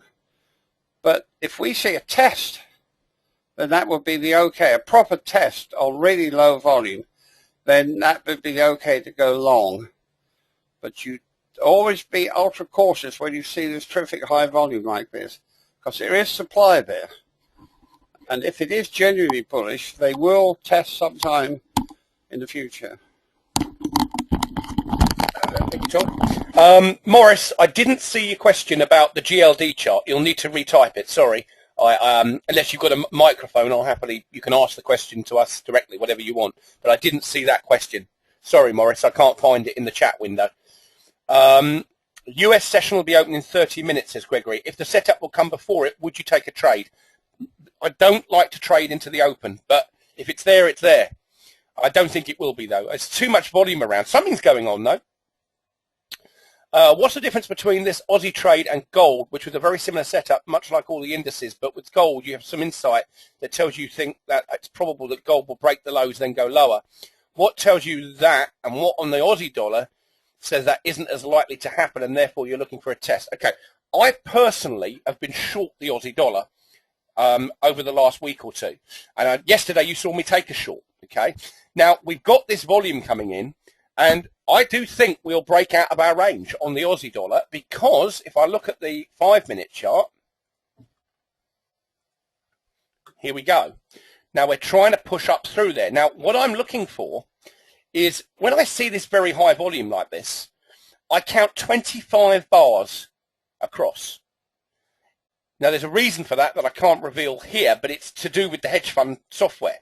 And if the market in 25 bars has not broken into a new trend, it means it's still weak.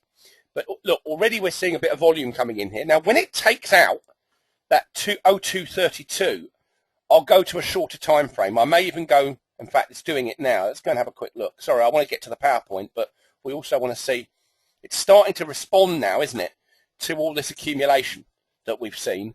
And now you're going to have high volume on this up bar, trying to push through that resistance level, and then any test, any no supply bar would be a place to potentially go long here, because you've got accumulation happening. So now we've got some reaction to what Tom was expecting. But this is where you've got to be a bit careful, because they're devious. Okay, if they want lower prices, right, and they want to mark the market down further, you may well see upthrusts. I'm just saying that, as this bar could well be an upthrust. So we've got to be a bit careful now, because there's a lot of volume. There must be some news come out. Let me go and have a quick look. I wasn't going to make today into a live trading session. It was supposed to be for Friday. But anyway, let's just go and have a quick look.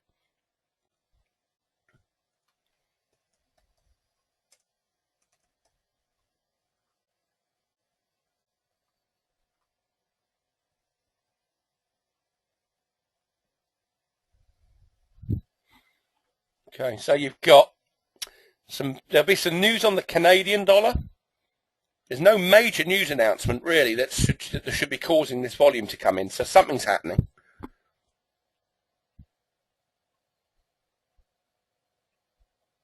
Yeah, and we've got half an hour to the open. So, all right, well, we'll watch it. We'll watch it and see. Now, Morris has a question. GLD had a no demand up bar yesterday, but the previous day showed some strength. Would you cover a short on that strength? But then would you reshort on the no demand if the previous bar is strong? Okay, so you're looking at a daily chart, Morris. What I would do is go down to another time frame and see what I see. So let's go and have a look at the GLD chart that you're referring to. Okay, and what do I notice? Well, a couple of things are evident. Here's your weakness in the background. Here's your change in behavior in the market. They're testing the low of that bar. That's what we're seeing there, is a test of that bar. I would prefer now, I don't trade GLD, I trade the futures contract, because you do tend to get quite a lot of gaps. But no, I think this bar here and this bar here is the telltale sign that there's sellers there. I would wait for the market now to break the low of this bar. If it does, then we'll have a further retracement back down to this level. But if we look at the futures contract there, it's the same thing. It's come back down. I know today on the smaller time frame, it's trying to go down to this round number at 1700. So I'd certainly be wanting to see if it gets down that far. So I'd use a different time frame here, Morris. And in fact, what I do is just go to the 15-minute chart now and see where gold's. We've seen some support down here. Where's the low? It got down to 1706. There's an upthrust there. You've got a little bit of support here. But if this goes up on no demand, then I think we'll see lower prices here. There is some support for gold. There is definitely some buying here. But in this strong downtrend, if we go up here to the top of that bar on no demand, then we will see 1700 gold in the next 48 hours, almost definitely. The market is not already open in the US. No, it opens at 8:30, Fiona. It opens at 8:30. Okay, so volume spread analysis, signs of strength. Tom, what defines strength in the market when we use VSA? What are we looking for? Right.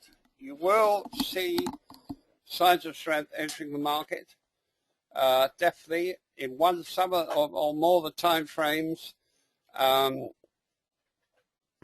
was looking at the, I don't know how many of you read my newsletter, but I was discussing the fact is that last week, before Friday that is, the market was marked up definitely 2 bars widespread up. And I couldn't really see a cause at the bottom for it. As a matter of fact, it was only 3 bars in front of the immediate move up. And all 3 bars, to me, looked weak. They didn't look very strong. So I was wondering, knowing that they had to have a cause to go up. So I went down to the 1 hour, and lo and behold, there it was. You could see if you looked at the 1 hour chart, which I put up in the newsletter, that there was on the day before the up move, we had a sign of strength come in, which was stopping volume. In other words, the market's been falling, and then you get a red down bar, falls into fresh low ground after there's been quite a substantial decline, and suddenly you see this huge volume coming in. And sometimes the market closes in the middle. If it does, that adds more strength. Sometimes closing a low. But that's where the strength came in. It jostled sideways for a bit, tested, and that's the reason why we had those 2 or 3 rapid moves up. But the whole thing didn't look good to me. It looked artificial. As I saw, more or less, it didn't look proper to me at all. And then, of course, Friday, the market plummeted down on a real widespread, and that's built-in weakness in the S&P 500 there. But strength will have to appear before you get a turnaround from a weak market or a falling market to a strong market. And because the market is really devious and cunning, sometimes you'll see the stopping volume and you're waiting like we did today on the Australian dollar. We saw stopping volume come in, but there wasn't any much response there. It arced over slightly like a mushroom. It did actually test at one time, but there was no results. That's not usually a good sign at the moment. There was too much volume there. And I see now the market looks weak at the moment, to be quite honest, to me. This Australian dollar, it's gone up. Volume's very, very high. And the next bar's down. Looks like what we call a top reversal, which can be a sign of weakness. It's very common in these weak markets to see this sort of thing. But for as far as strength is concerned, you need to check these different time frames, because sometimes it's not all that obvious. Sometimes the daily chart, you see definitely the high volume coming in, right? Sometimes the signal is so clear that you can trade off the end of day chart, daily chart. But I find looking at the pound and then perhaps the 15-minute is very, very useful, especially that 1 hour chart. Gives them a chance to show you their hand, their accumulation, which would be what we call stopping volume. It'd be high volume in down bar. It may close off the low or in the middle, and next bar is usually not down, it's usually holding. That means we've got stopping volume. But we don't go long on that. We need to see that test of that area, the test where the volume is clearly low, telling us that supply that was present. See, when you see stopping volume, the high volume means that there's supply there. Of course there is. They're covering all their short positions, they're buying and all the rest of it. The public are being shaken out, one thing or another. Okay, so that's stopping volume, but that needs to be tested because it shows there is supply there. Now I'm looking at this Aussie dollar. It certainly looks weak at the moment. That looks like a top reversal. doesn't it, Gav? Are you watching it? Yeah, we've got a reversal there. It's produced a signal, actually. There's a lot of weakness. Oh, yeah. But we've seen the weakness. That's why we were reluctant to go long. So there's just too much volume around.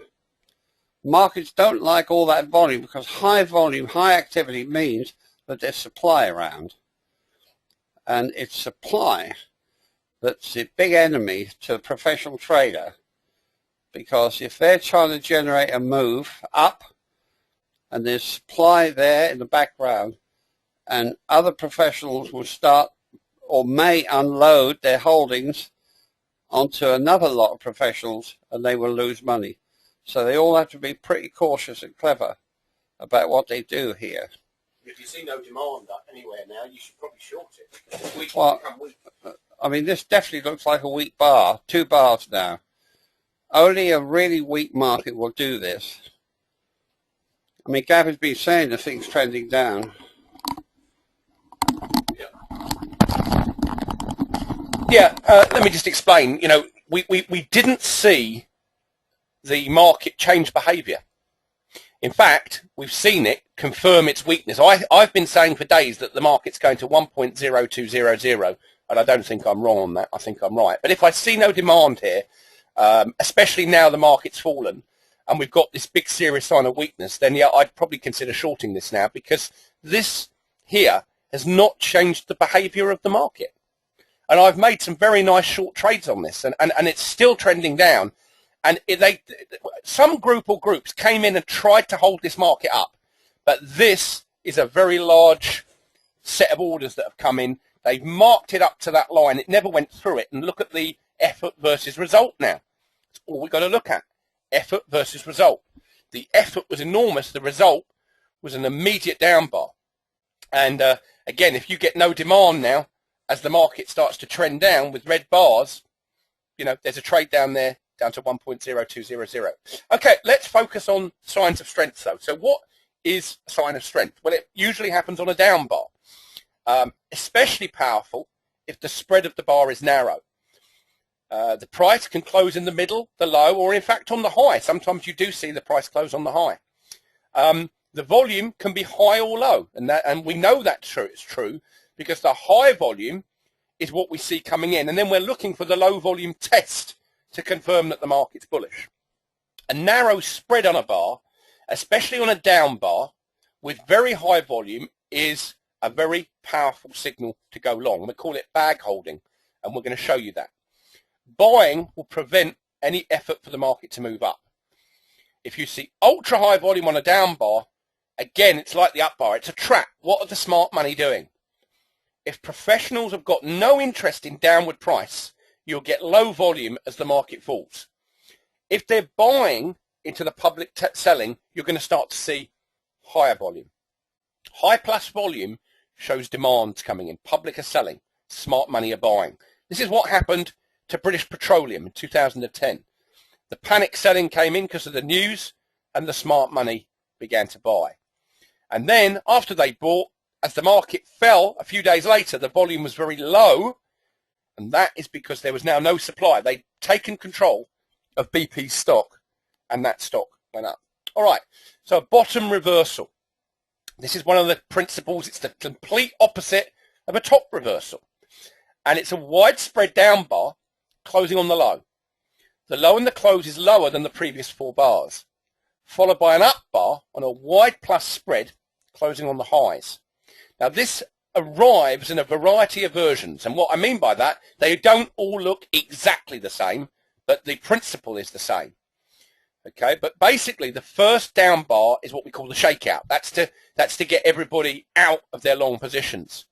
And usually there'll be some sort of bad news if it's associated with a stock. Okay, the second bar is then rapidly marked up. So now if you're shorted, you're locked in or out of a trade, depending on whether you're short or long. So people hesitate now because they see this big wide spread and they're not sure what to do. But this is a great example on my favourite stock, JP Morgan. And this actually changed the trend of the market. It completely reversed the trend. Look at the volume that's associated with the reversal. And again, you're looking for the closing price to be higher than the bar behind it. That's important. That adds to the strength. Now, very often you'll see some sort of test after this, but in this instance, the market just rallied away. But what happens is when the market does retrace, look for the narrowing of the spreads and the low volume, and that's confirming that the buying is in control, and that thing just shot up to $50.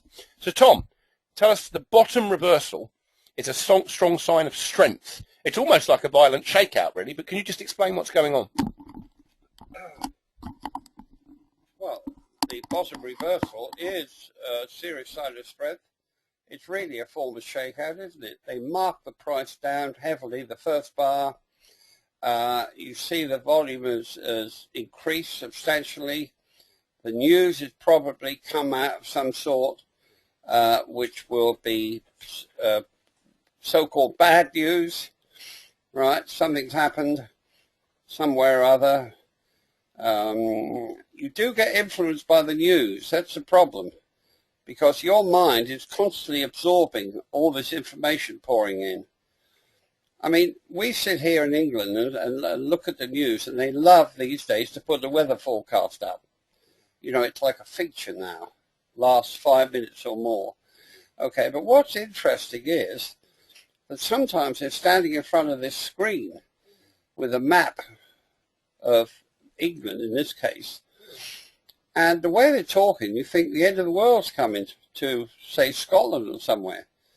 And you think, oh my God, look, there's big arrows and there's gales blowing and there's this happening and that's happening, right?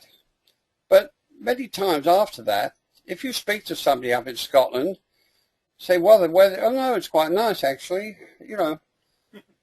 It happened here in Worthing. I remember watching the news one night, the weather forecast, and there was a hell of a gale predicted. This was going to happen, that was going to happen. Terrible thing. There was all these big arrows and lines they draw, right? But during the night, it rained for about half an hour, and that was it. So, you see, there's no news in good news. You know, there's no news in saying, oh, the weather's going to be fine, you can walk along the seafront, enjoy yourself, and have a nice ice cream, and there's no news in that. What they want for news is disasters, as close as possible. And they do the same thing when they're talking about the stock market. I mean, I've seen them. I mean, when I was in the syndicate, we used to have reporters on our list that we knew we could phone up and give them a story and they'd publish it.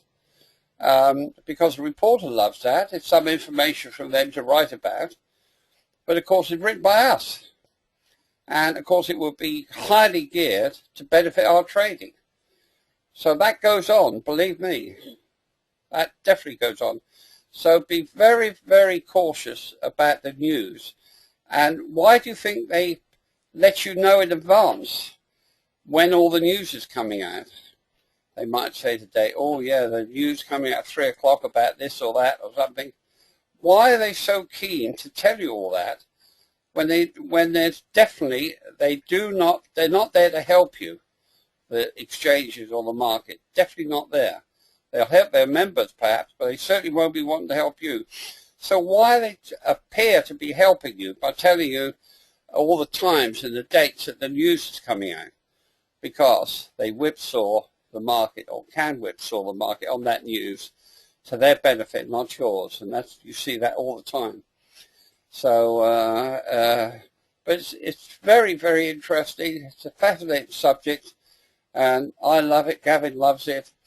And I'm sure once you get to read these charts, right, you'll never look back at all. No, that is very true, Tom. So here's a good example, look, of a reversal. And again, you'll often see these happening, especially in the currencies. They do this, where the widespread down next bar closes up or near the top of the bar. So when you see the bottom reversal, okay, there'll probably have been a downtrend behind you. Wait to make at least 3 higher lows on the bar, meaning price action is moving up. Then look to enter on a low volume down bar, a test, no supply, or my favorite signal, which we'll get to, a test in a rising market. Now this Aussie dollar is not looking strong at all at the moment. It's trying to climb. I'm almost tempted to take a short trade now on that. Yeah. Yeah. I'm almost, you know, as I say, I want to focus on this seminar, but, you know, I just want to show you the principle here. Let's just jump over to it. I hope you don't mind, but it's something that's happening live now. We did say we'd look at live charts. So here is almost a reversal. Okay, now this bar didn't even make it up that high. In fact, let me just put that in. Okay.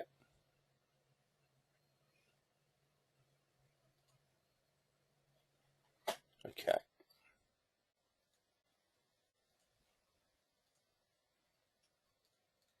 Okay. No, this is interesting because what we see on this bar here and this bar here is the market's tried to be accumulated. We know that they've tried to buy some down here, but that volume is extremely high. Markets just don't like very, very, very high volume like that. And we are approaching a round number, 1.0200. And the market often gets drawn to that round number. So if that was all buying volume, you wouldn't expect the next bar to do that. And then we've got a no demand up thrust that's right there.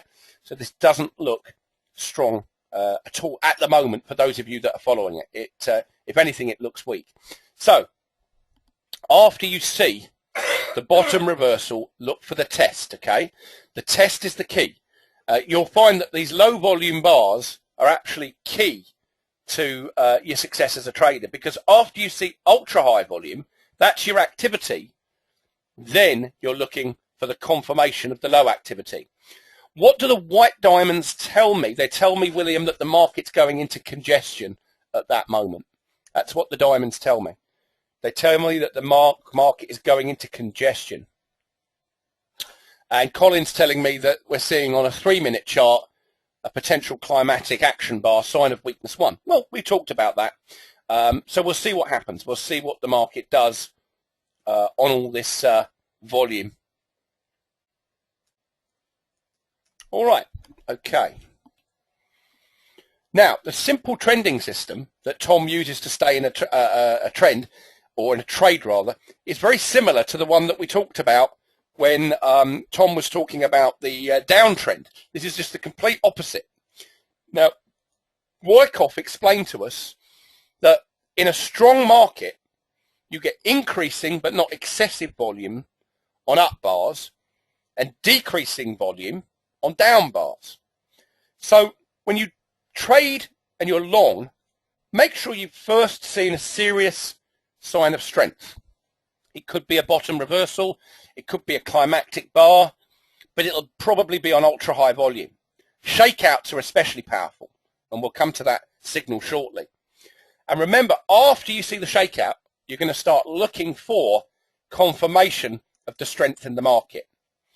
And then I wait for about 10 bars to see the result of the strength. Now that saved me this morning because I wasn't going to try and take a long trade.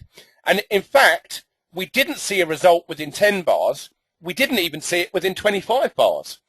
So we didn't see the result of where that weakness came in. So always look to see if the market changes behavior. That's important.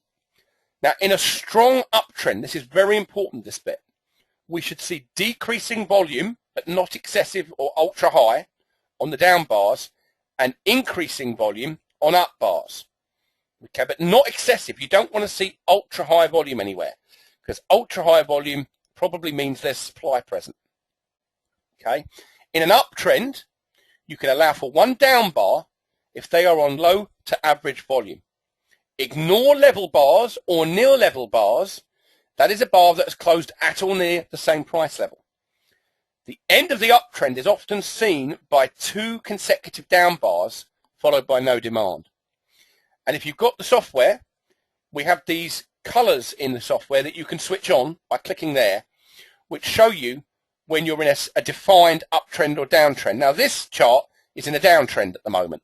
It's in a clear, defined downtrend with an attempt to hold the market up and some weakness, some supply that hit the market here. If we look at a chart that's in an uptrend, let's go and have a look at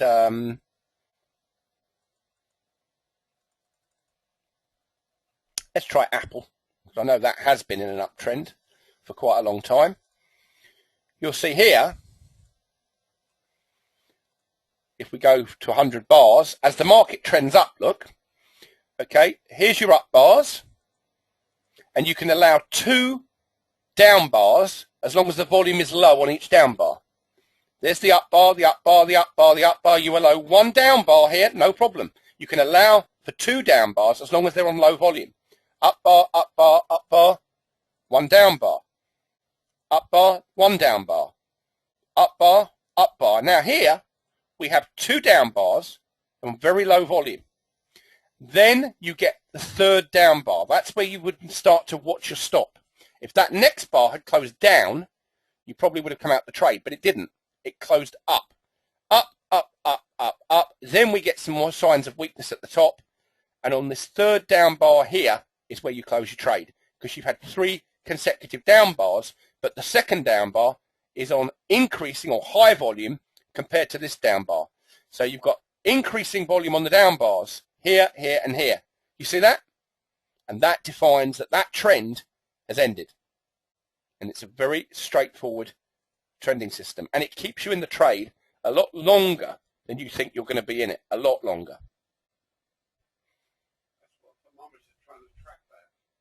Yeah, and so that's what the volume thermometer does. Exactly that. Yep. It's average, that's what I don't like. Yep. Okay. So principle 2, stopping volume. Now you see stopping volume a lot.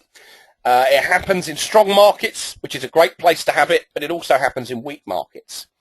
So to stop a down move, demand has to overcome supply. As a market falls day after day, a point will be reached when the herd cannot stand the losses, so they all tend to panic at the same time. If the price levels reached are now attractive to a professional, they will step in and start buying. This activity causes a surge in volume as they buy and cover their short positions. So Gregory says, if professional money are reaccumulating on the uptrend, will we then have ultra high volume on down bars, or still has to be average? It's a good question. You usually see average volume on the down bars because they don't want to, if they are accumulating, they don't want to let everyone know they're accumulating. You know, ultra high volume to a professional trader is like a what's the right word? A telegram.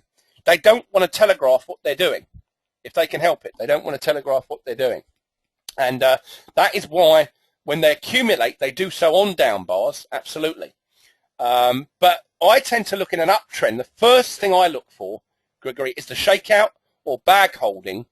And then, as you'll see with that particular signal, you'll get stopping volume coming in as the market pushes up and retraces because they're actually buying on the down moves.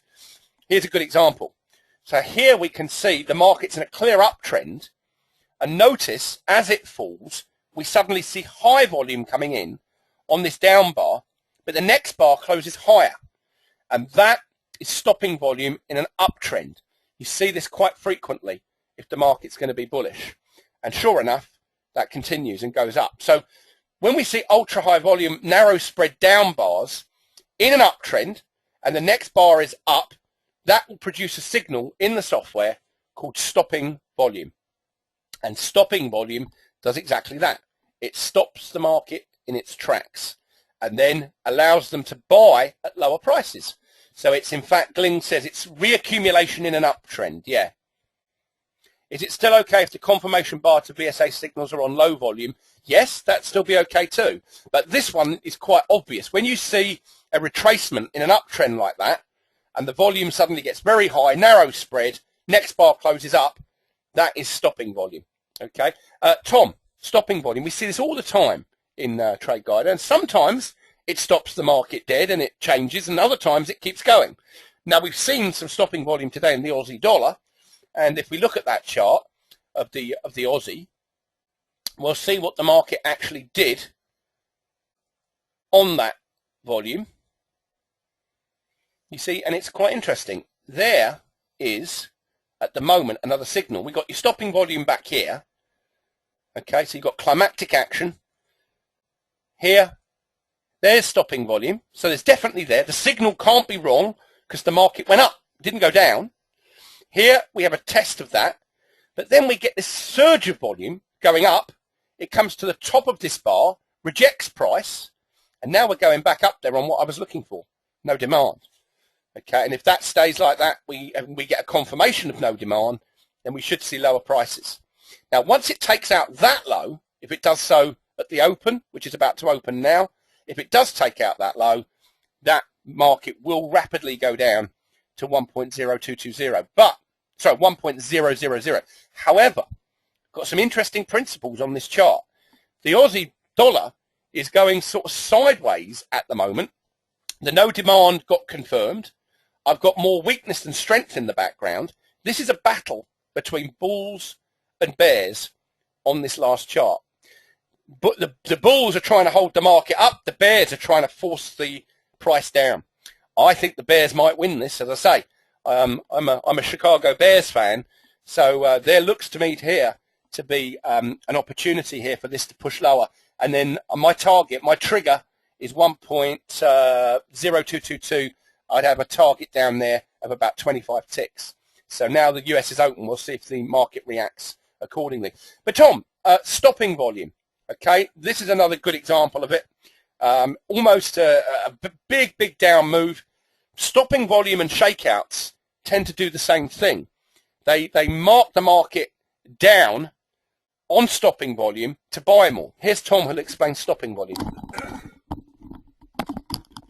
Yeah, thanks, yeah, stopping volume is more or less that's why we call it stopping volume, is that when you see a down move in the background, and one, it'd be on the down bar, and it's usually the fresh low ground, and you see that it's rammed down. It could be on some bad news or so-called bad news, right? But at the end of the bar, it's probably closed in the middle.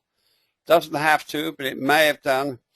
The volume is the main thing. It's ultra high, so you definitely know that there's been an attempt to stop the market falling. Some groups or group has moved into the market, right, absorbed the panic selling from those weak holders that have ridden that down, and there will be a point reached, which is well known, that the herd as a whole tends to panic at a similar time, and they dump their holdings, professional money move in and absorb that. And of course, classic example of that was 9/11, when the market had been closed for a whole week. When it reopened, of course, all the news was bad, right? It plummeted down. Okay, you saw the volume was ultra high. The newscasters were looking grim-faced, looking at you, telling you how billions of dollars have been wiped off the share values. Al-Qaeda cells, according to the president, even he spoke to you, is all dotted around. You're either with us or against us, all this terrible bad news. Right, and they looked at that, and the inference of all that bad news was, of course, lower prices. I believe they even said expect lower prices. But although, because you know more about the market than they do, what they should have said on the end of that broadcast, however, don't be alarmed, right? Everything looks gloomy at the moment, but we've got people on the floor of the New York Stock Exchange, and they tell us that everybody, every trader there is buying everything they get their hands out of. So that will make the market a strong market rather than a weak market. But they don't tell you that. They give you all the bad news. And they're not told that last bit about all their traders absorbing. Even though some of those TV programs have, one of them I know has a lady standing there in a busy part of the trading floor where all the telephones are, looking up at the camera, which must be on a balcony. And she's in a high-pitched voice rattling all these figures and numbers and things that are completely meaningless to a trader, really. And but the thing is, it's what they call the halo effect, because you as a viewer of that TV program think, oh, they've got somebody on the floor of the exchange. Oh, if something happens, she'll find out straight away and let us know. But believe me, that lady on the floor would be the last probably person to be told anything. They will not tell her anything. I can assure you that. But they call that the halo effect. But it all there works all on supply and demand. But keep studying it, looking at it, and in time you'll definitely see the picture the way we do.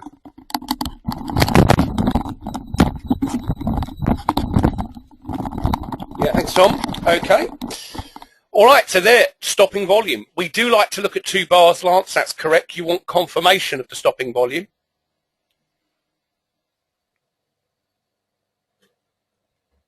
And there is the confirmation at bar B. And very often you'll see at bar C, the market is tested. You very often see that. So bar A is your stopping volume. Bar B is confirmation that there must be demand overcoming supply. Bar C is the test. And again, bar D. And the market goes up. Here's another example here, look. We get the stopping volume. This, Lance, is exactly what we were talking about earlier where you had a question about the volume. There's the very high volume. The market returns to that area and the volume is low. And finally, it gets back down to that area yet again and the volume is almost non-existent. That hasn't happened in the Aussie dollar at the moment at all. But that setup did not materialize. Yeah.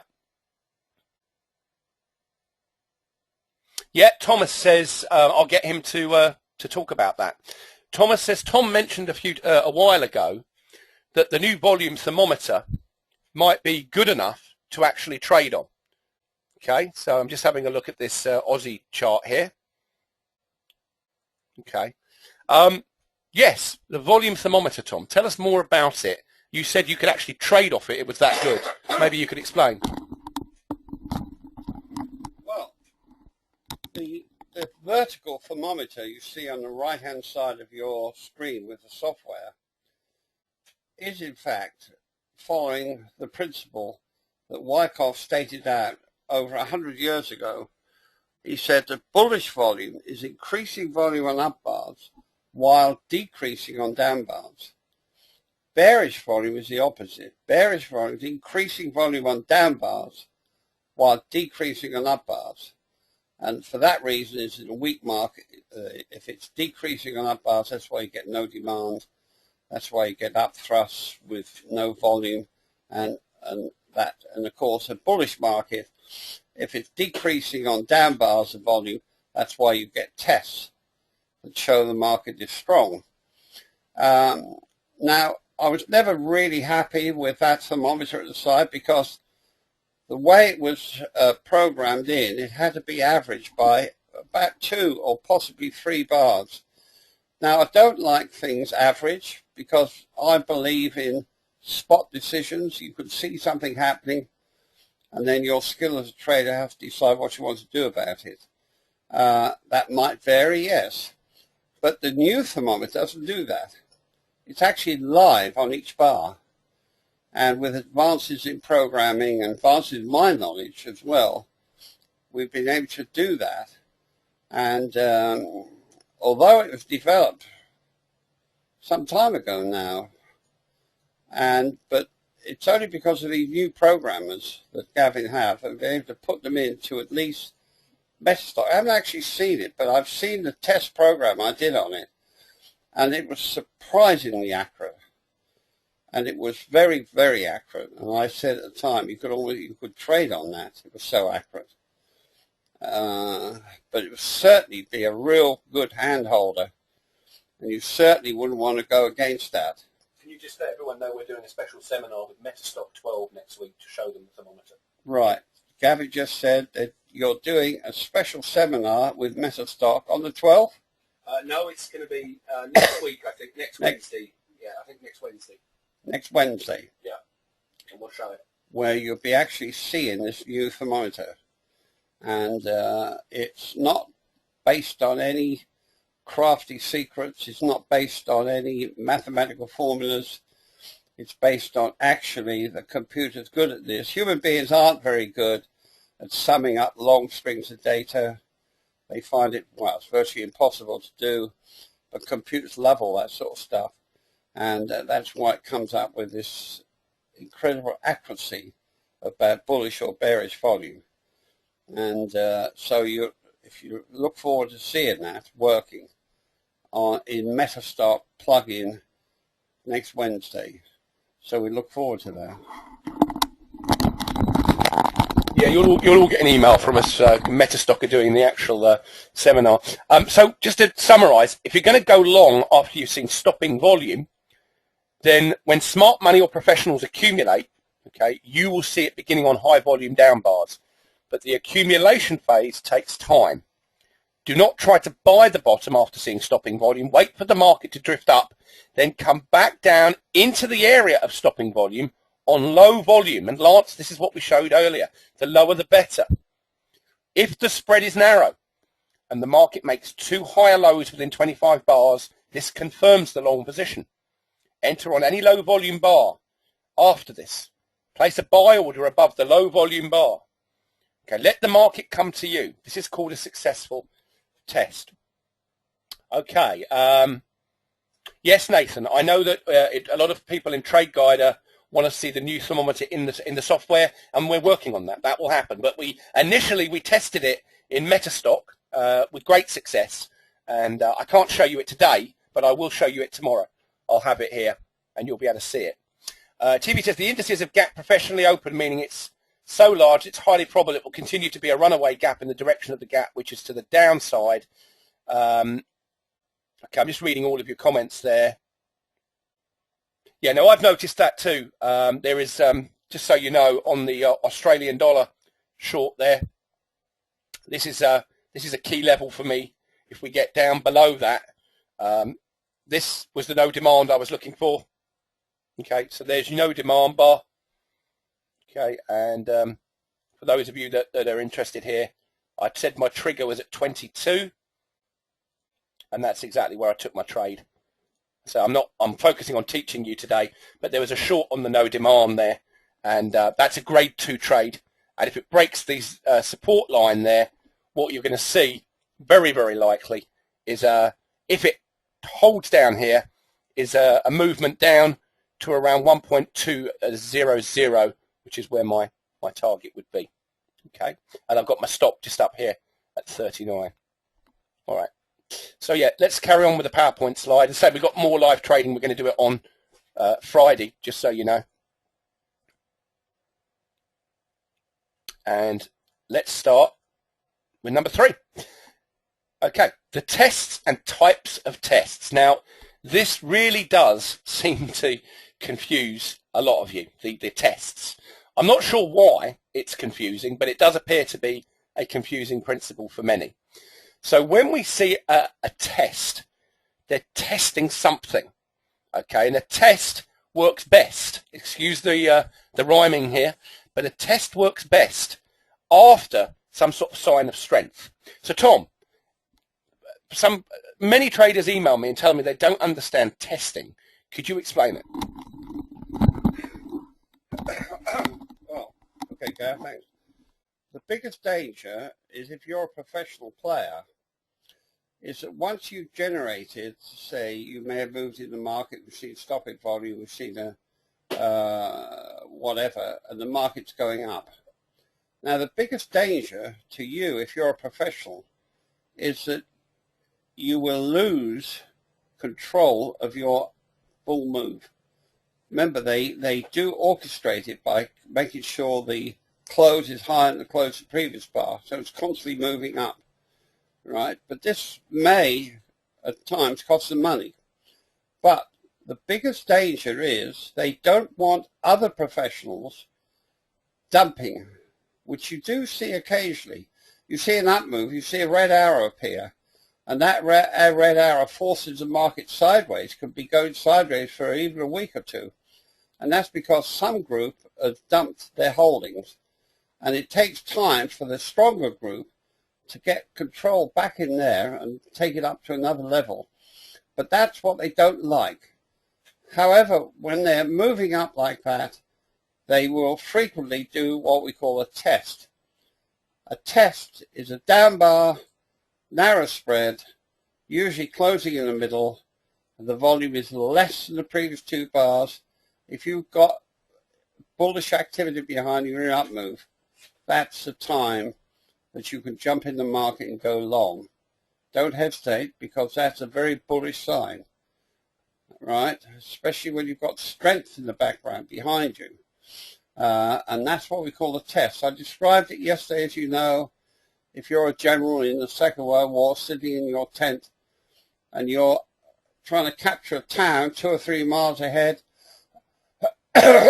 you've bombarded the hell out of it for several days, right? You sent your aircraft in and bombed it and all the rest of it. But you as a general, right, you want to know if the enemy has been taken out of that town, or they lying there well hidden waiting for you. That's the main thing. So what does he do? He sends an SAS type of column. You know, they blacken their face, and there's usually about 6, 7 of them, and they go off in a single file towards the town, and they go into the town if possible and start looking around. They want to know if the enemy is still entrenched there, if they're still there, because that's the biggest danger to that poor general. He sends his men to attack that town, and the enemy's still embedded there. And so that's like supply to the professionals. Okay, but if the column then reports back and says to the general, right, okay, the enemy has fled, right, your bombardment has driven them out. So you then, general, say, right, okay, I can send my troops in.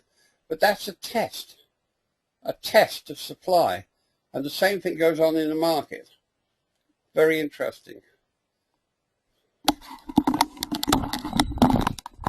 All right, so let's have a look at some examples. So this is a very common sign of strength, and it's frequently seen just before an up move takes place. The opposite of a test is no demand, by the way. That's the opposite. Okay, a test is doing exactly what it says. It's testing something. It's testing supply. Okay, it's testing for supply. Too much supply, the market's going to fall. If there's no more supply, the market can go up. If there's still too much supply, a test can fail. And if you see a failed test in a weak market, it confirms that the market will continue to fall. Tests need 2 bars to confirm the strength. Remember, a test can fail. So keep that in mind. So we wait for the next bar to close higher to confirm the strength. Remember, tests must have strength in the background, buying. If you have weakness in the background and you see a test and the next bar is down, this is a strong sign of additional weakness, not strength, and we actually call it a failed test. Here is a great example on Goldman Sachs of a lovely test in a rising market, one of my favourite signals. It was at the bottom of the trend channel, or the bottom of the trend. The volume was low, narrow spread, next bar closed up, and Goldman just kept going to 400. In fact, it was a very nice setup indeed. Very, very nice indeed. And that's what we call a test. And tests always work best when you've got sort of strength in the background. Here is the strength, as you can see on this chart. Widespread down, we close level, the market comes down, tests that area, look at the volume at this level, it's now very, very low, and Lance, that's what we're looking for, very low volume here, and the market then springs and begins its rally. So we see tests a lot. Here's a great example of an immediate test. This was in Barclays. The news was very, very bad. The news was negative, and guess what? This responded very positively. Now we see stopping volume, massive, massive volume here. The market at point A tests. It then responds at point B. Oops. At point B. But once the market goes through this level, you'll get testing of all of these high volume bars before the market's ready to move up. And that happens frequently. And then the market moves away from that area. So when we look for testing, it starts with ultra high volume, and then the low volume into the same area is professionals testing for supply. Here on this example, we see multiple tests in a rising market. Remember, tests work best in a rising market. They work best when there's strength in the background. And my favourite setups was indeed the test in a rising market. You see these happening a lot. So when you see a test, you must have strength in the background, such as stopping volume or climactic action. Place a stop under the low of that. Do you get tests on a downsiding market? Oh yes, you do actually. Do you want to talk about that? You see tests as the market's weak and they fail. Do you want to talk about that? Well, you do see what we call a fail test, and but the fail test will occur when you've got obvious weakness in the background. And for various reasons, we're not asking any questions. It may look like a test. It may have fallen a narrow spread, closed in the middle, and the volume may be low. But next bar's reluctant to go up, and that means it's a fail test. Because believe me, if that was a genuine test and professional money was there poised, they would jump in immediately and they would be long on that test. But they're not long because they're weak. There's weakness in the background, and you see that very, very often. Funny, I'm looking at this Australian, and sure enough, there's no demand signal appeared automatically up there. So, and that appeared after we were discussing what was liable to happen. So it's all very, very interesting. Oh yeah, no, I'm showing the people on the chart there the sign of weakness that appeared, and there's what happened. We had a high volume up bar, next bar closed lower, and now they're actually testing the low of this bar, which is quite interesting on that line. Where this chart will take off is when it takes out that low. When it pushes down below the low of 212, then you get a big surge down through to 1.02000. Yeah, no, but that will be in harmony with the trend of price, and will be in harmony with that weakness there. So we've got to see if it happens. That's what we've got to watch for. Okay, this is going well. Good. Absorption volume. Now, we've already been asked several questions about this today, and absorption volume happens. It's the opposite of a gotcha bar. Okay, it's the opposite of a gotcha bar. It's where professional money are bullish, and they're quite prepared to absorb any sellers to the left. And this is demand, basically. It will very often produce a red signal because the market goes up on high volume. But this is a very important point. If you see the market tested within 3 or 4 bars of seeing this ultra high volume like this, then it's a very strong sign of strength, especially in a bull market. So Tom, absorption volume, I see this a lot, certainly the last few months in the S&P where they mark it up. Now we've had a sell-off in the S&P, which we expected, but we certainly see absorption volume. And I've got an example here of the British pound 4-hour chart where you've got a clear resistance line. Suddenly the market surges up on very high volume, but 3 bars later, look, and in fact here you've got 2 tests and the market responds and it keeps going. So what's going on when we talk about absorption volume? It's all very, very logical if you realize that you're looking at the action of professional traders.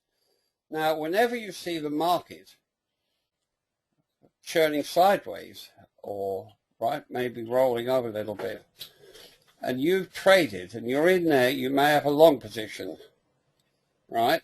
So you're sitting there and suddenly, right, the market falls for 2 or 3 bars, perhaps. Now, you're not at all happy because you've now suddenly become what we call a weak holder. In other words, if you sold right now, you'd be losing money. But what the herd tends to do, remember there may be thousands of people in there in that position. You won't be in there alone, I can assure you. Now, what they, in their mind, traditionally, the herd will be thinking, oh, no, I don't like this. Right, if this market goes up, I'm getting out of this position. I don't like it at all. I don't like this, losing money like this. That's in their mind. Professional money know that. Now, if the professional money happen to be bullish, right, what they want to do, they don't want to have to absorb selling from those traders locked in at that last high. It's not good business. They want to buy at the lower parts. They don't want to buy at a higher level. To them, it looks like a higher level. So they know from experience, if they can gun that up and a widespread through that area, there will be a lot of traders, right? When they come home from work and switch it on, they look and say, oh, look, I'm actually making a profit, look. Where the previous day, they were potentially weak holders. So look at that and say, oh, God, look, I'm up. They're wonderful. So what do? They don't sell. But that's what the professional money want. They don't want to have to buy from these, what appears to them, higher prices. They don't want to do that. So they gun it up, and the high volume, they're prepared to absorb any people that do sell in there. Sitting there and thinking, right, I'm getting out of here. They are happy to do that. Now, as Gavin said, to prove that is, in fact, what we call absorption volume, in other words, you're absorbing people locked in at the higher level to the left, right? They're prepared to absorb any of their selling. And hopefully it'll stop a lot of them selling, right? To test, you need to test. You need to see within, I don't know, so many bars is a down bar, which can be quite fairly quick with these absorption volume bars. It can be within 3 bars. And you see a down bar, and it's a test. In other words, it's gone down, right? So it'd be a red bar, close in the middle probably, or even the high. And you look at the volume's definitely low. That means that when they marked it down, there was no further selling. And that's all they want to know. Their absorption volume has been successful. And then they can carry on with their bullish up move. They don't care about you. They've helped you out of a bad position because they know if you got locked in at that last high, you'll probably do the same thing at a much higher level. They're not concerned about that because they go by statistics of how the herd behaves.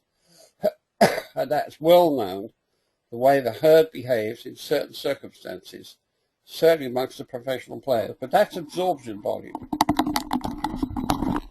Yeah, and Thomas asked a question, do you know in advance of that absorption move that it's going to happen? No, unfortunately there's no real way of telling. All you look for, you see, because you can get this happening, price rejection. What you can do, if you want to be a breakout trader, is when the market pushes above here, is you can try to get long on one of these bars. But remember, very often there'll be reversals. There'll be what we call false breakouts. So there's nothing really, the only thing you could look for, Thomas, that would make you look to go long would be some sort of no supply bar in the uptrend. That would then mean, yes, the market's likely to push through that resistance line. This happens about 20% of the time. 80% of the time, ultra-high volume bars are weak bars, but sometimes they're tested. William was asking, is it okay to have above average volume on the Barclays bar A? And the answer was yes, that wouldn't have been a problem because there was a test there. And yeah, that's fine. And Alan says, test is testing for supply. Is no supply testing for supply? It's the same thing, Alan, really. Yeah, it's a good question. When you have no supply, it's really a test, isn't it, Tom? No supply is another word for a test. But it's very powerful, the no supply bar, when you have it and you've got strength in the background. Okay? So after the absorption has taken place, wait for a test. Okay. Principle 5.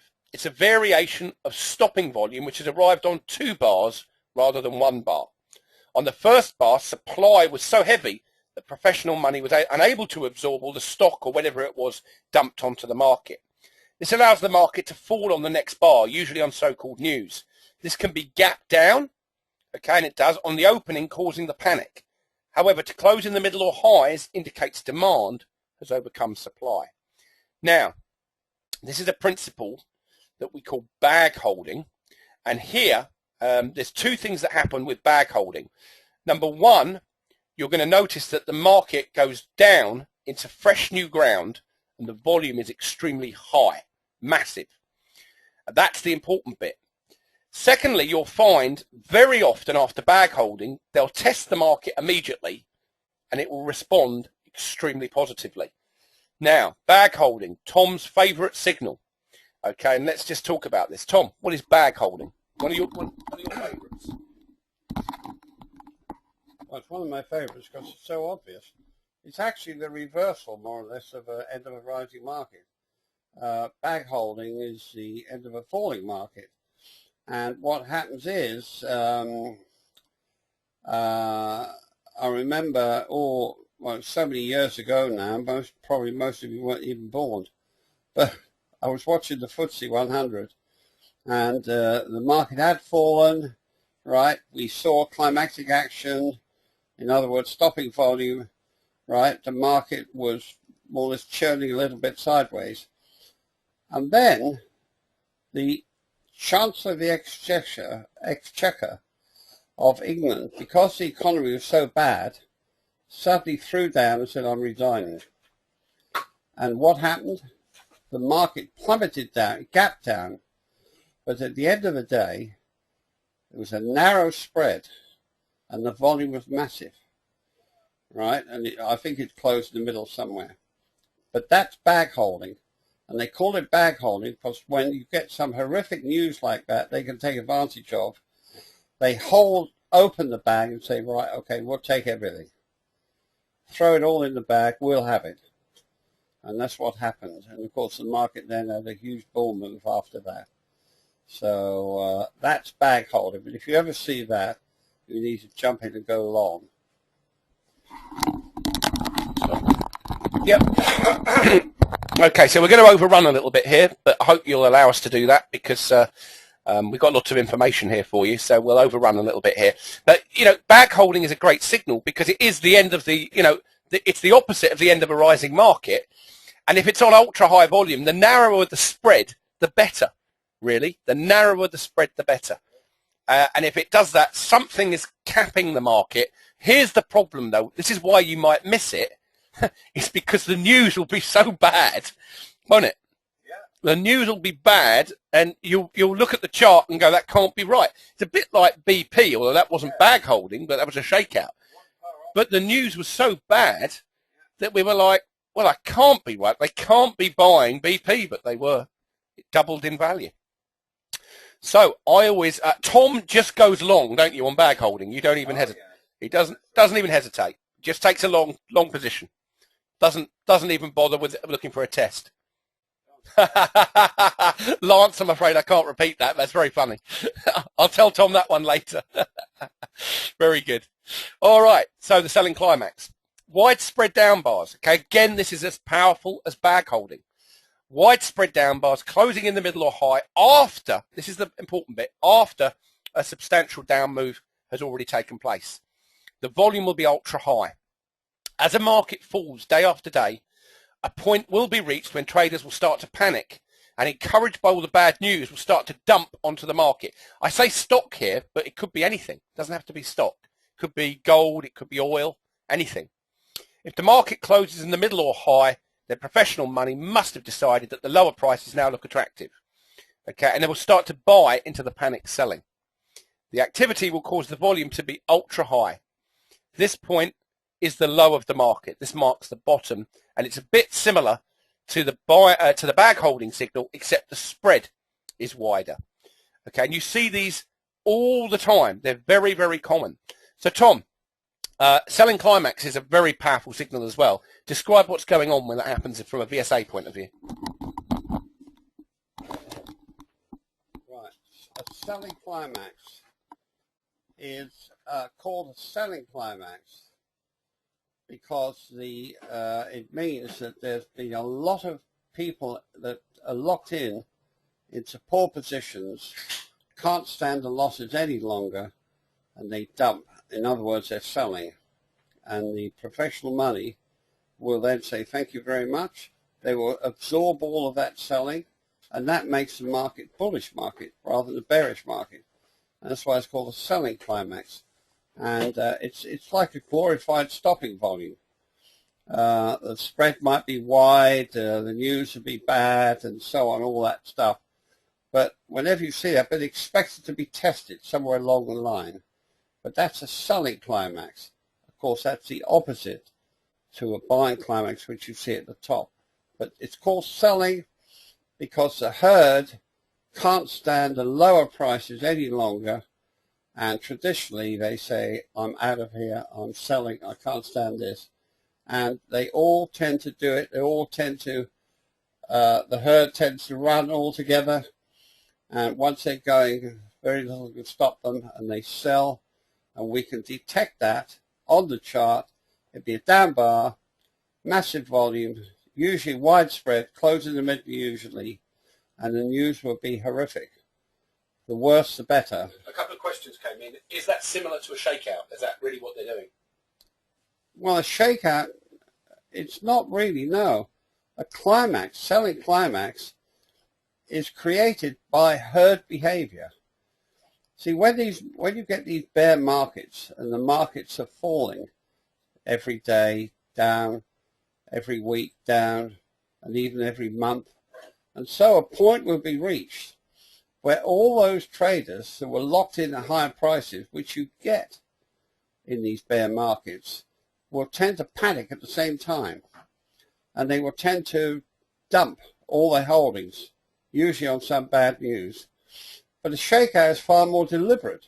Usually shakeout, you already have some strength in the background, and they see an opportunity of some bad news appearing, right? There may be a bit of supply around, they want to shake out, so they ram it down on this bad news.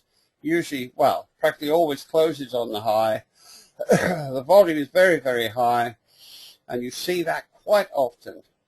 And of course, if you're long, you're going to have trouble trading that, because that's why it's there anyway. But that's a shakeout. It's not quite so dramatic as a selling climax, but it is there.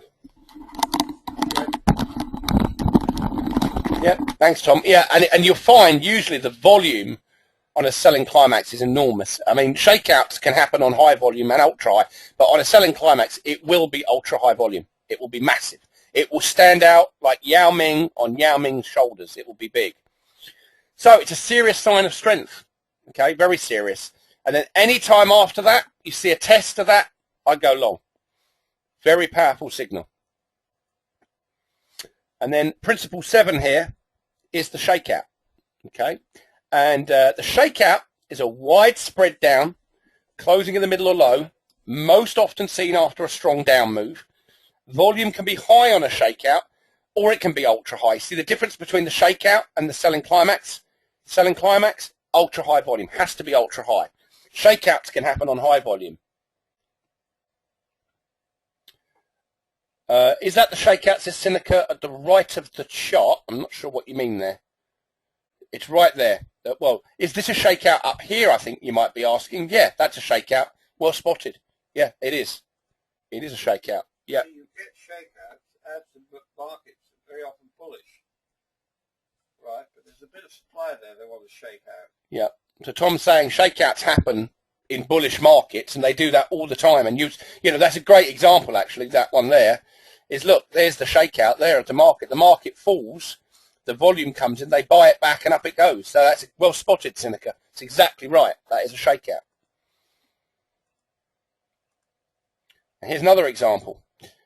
Point A, okay, this is Microsoft. The news was bad that day, very, very bad. The stock gaps down. It's in an uptrend already. You've got strength in the background here. It's built a cause for its up move. Look, there's your absorption volume that we just talked about. It makes a nice move up, makes another new high. Professional money come in and says, thanks very much indeed, I'll take that. And it closes in the middle there. On very big volume, and then it's tested 2 bars later, and that is a very good example of a shakeout. And again, notice that the shakeouts happen on down bars. Goran, this price here is on a down bar. It's not closing higher. Now on the shakeout that we just looked at on the previous bar, it did close on the high. Shakeouts can close on the low and the high. Correct, Tom? Yeah. So let me just get Tom to explain that, because Goran, that was a good question. Explain why shakeouts can close on the line, the low and the high. Well, it depends on market conditions at that moment. You see, it's all very well seeing these markets marked up and down, but that can cost them money. They can't move the market at no cost at all.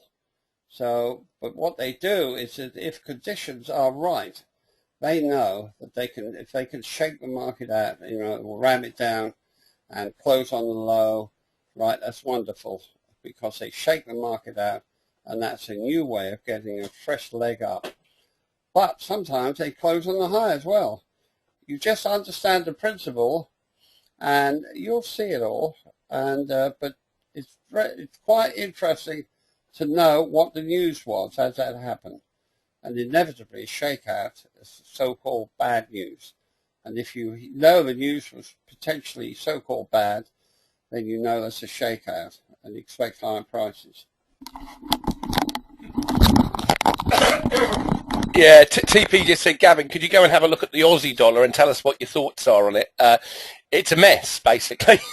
It's a mess. It's not doing anything, is it? You know, it's not taking out these lows, which is why I'm watching it very, very carefully. If it starts to run up into this bar, I'm just going to close the position out. It's not doing what I expect. There is some high volume here, but there's also low volume bars like here.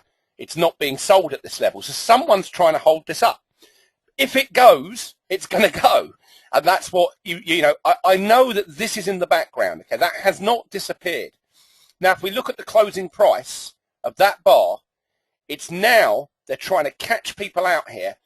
If this holds its line here and it refuses to go higher, then it'll fall. It'll happen quite quickly, because they'll probably use a gotcha bar maneuver. But I don't see what's holding this market up now is the volume on that bar. There's some support down there, and you know they've tested it here, they've tested it there. But you know I'm still short, and I'm going to stay short on this because I've got two principles right behind me. Can anyone, well, look at the Yao Ming bar. It's on an up bar, right? And the next bar closed lower. And then it's gone back up to that level, and there's now very low volume on that bar. Now, we get a response to that. Market did fall. It fell down to its low here. And the low is at 212. So that's a key line for me. Because if I get down through there, I'm going to start scaling into my position. Not out of it, into it. I'm going to start adding to the position. Okay, knowing that it's going to want to come down to the round number. But you see, it might not be ready yet, TP. It may not be ready. And if that happens, I've just got to watch the behavior of the market to tell me if it's going to do that. Remember, once you're in, you just manage the trade. That's the job. You manage your position. You know, you manage the trade through. And that's the whole thing about trading and investing. And anything you do, once you're in the market, look to the market and manage the trade.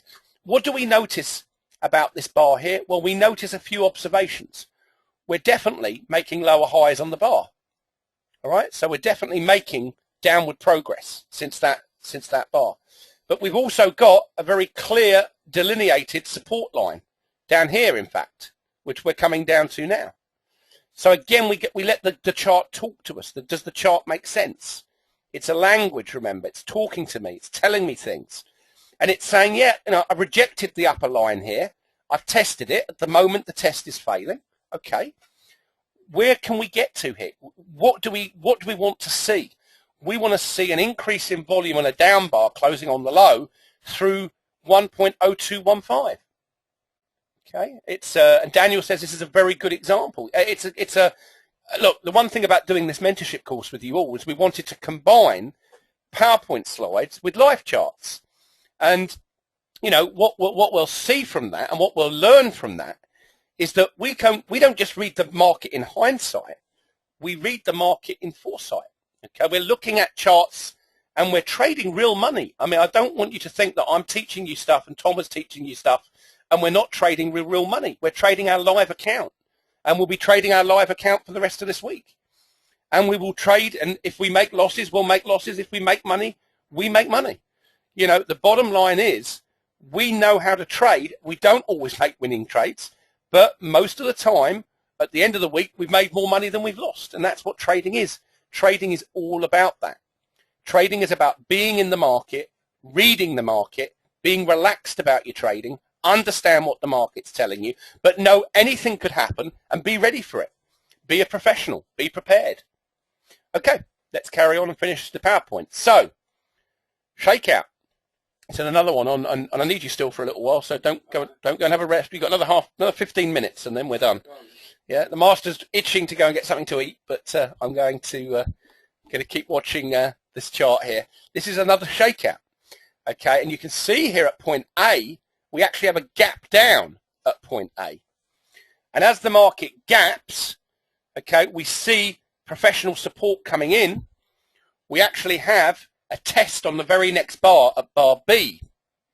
And then finally, we come down to the same level at point C, and up we go. The question is, how many times can they test that level? It can be 5 times. It can be 1 time. It can be 3 times. There's no set rules for how many times they can test. None. Okay. Usually, in my experience, it's about 4 or 5 times usually that they'll retest a level and then they'll build a cause to go up that you can see here. And on this chart, YF says, I see 2 up thrusts on this chart. Is that an up thrust? Well, not with that right in the background, it's not. No. It looks like one, doesn't it? Absolutely looks like one. I used to think that. I said, there's an up thrust. And did the market fall? It did, but not much, because you've got strength here in the background. And YF, that's something you've got to keep in mind. You've got very, very high volume on this down bar. There's a test there. So is that up thrust in the right place? Not really. And in fact, if you were short there, you'd have been stopped out up here, because that is not in the right place, because you've got strength right there. It looks like an up thrust though, doesn't it? And this confuses some people. They say, oh, well, look, it looks like one. It's got pretty high volume. It closes on the low, but there's one there and there's one there. The market did fall a bit, but remember, it didn't fall very much because you got that right in the background. You got a shakeout. So could you trade that up thrust short, and would you have made money? Yep. You'd have made a bit of money. And I personally wouldn't trade that up thrust. It's not in the right place. That would be much better in a downtrend or when there's serious resistance. But at this moment in time, that isn't what we saw. But could you trade it? If you want to, yeah. A is not a gotcha bar. No, it's not. No, it's not a gotcha bar because it closes in the middle. Michael, a gotcha bar would close on the low with the next bar down. This closes in the middle. Okay, so that's why. Look at where the gotcha bars close on the low. That is not a gotcha bar because it closes in the middle. And it's immediately tested with a positive response on the next bar. And it's a language. Look, what do we see here?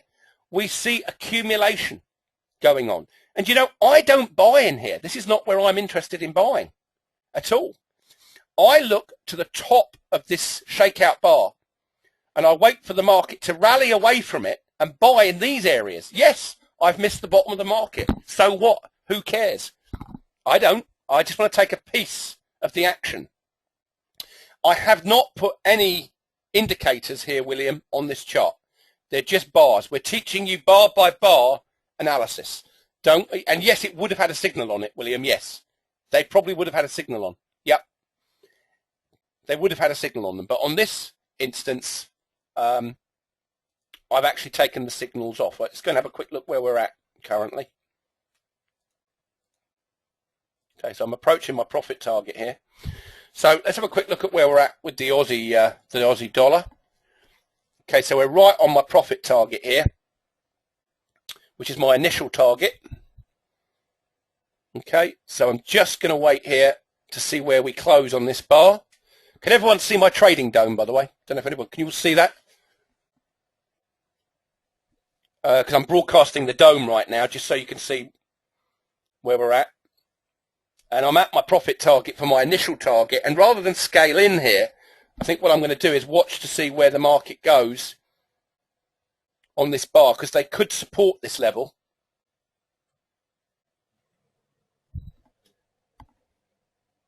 Yeah, they're testing this low. Okay, so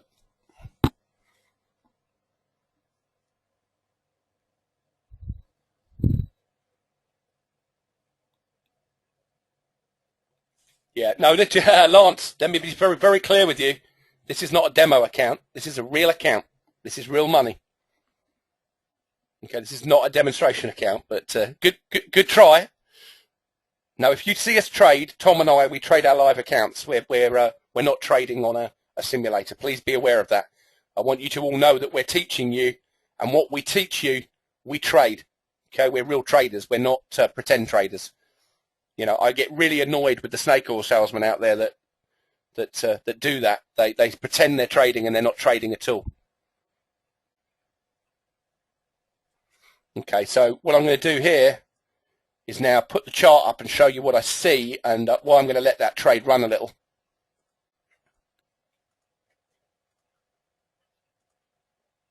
And then we'll just finish off on this last principle, and then Tom can go and have a rest. Not just yet, though. You getting tired? No, I'm just going to turn the heating off. Okay, I'm going to turn the heating off. Okay. Yeah, so anyway, I'm short the Aussie here, Tom, and just so you know, we've had a mini gotcha bar. We were looking for it to come down to this area.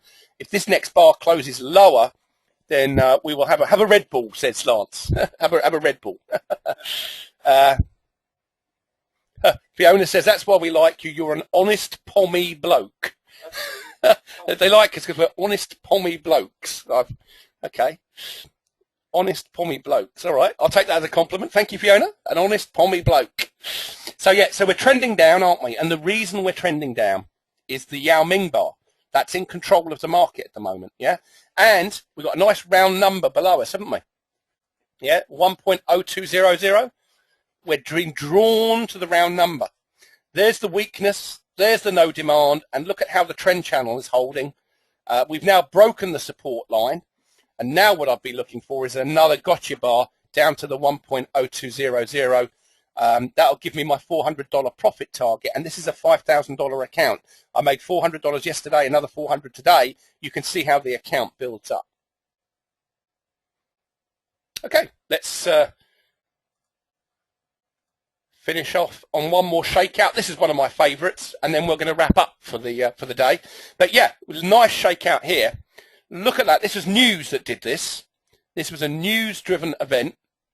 We had some news about Microsoft, and the market gapped down. But three things happened on this chart, which were incredible. We had an up bar on the very next bar, and then a few bars later, an immediate test. Look at that. Doesn't get any better than that. And it was at the bottom of the upper trend line, which then acted as support. Yeah.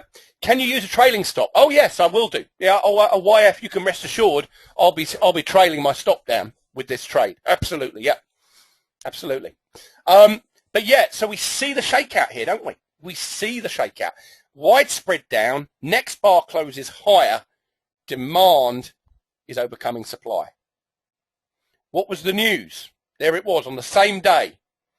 US stock, Wall Street sinks on weak retail sales, Goldman offering. But the financial sector, which had recently led the stock market's 5-week rebound from 12-year lows, took the biggest beating by far. Yeah, it did. And then it rallied. But they never tell you that. They never tell you that. And it rallied massively.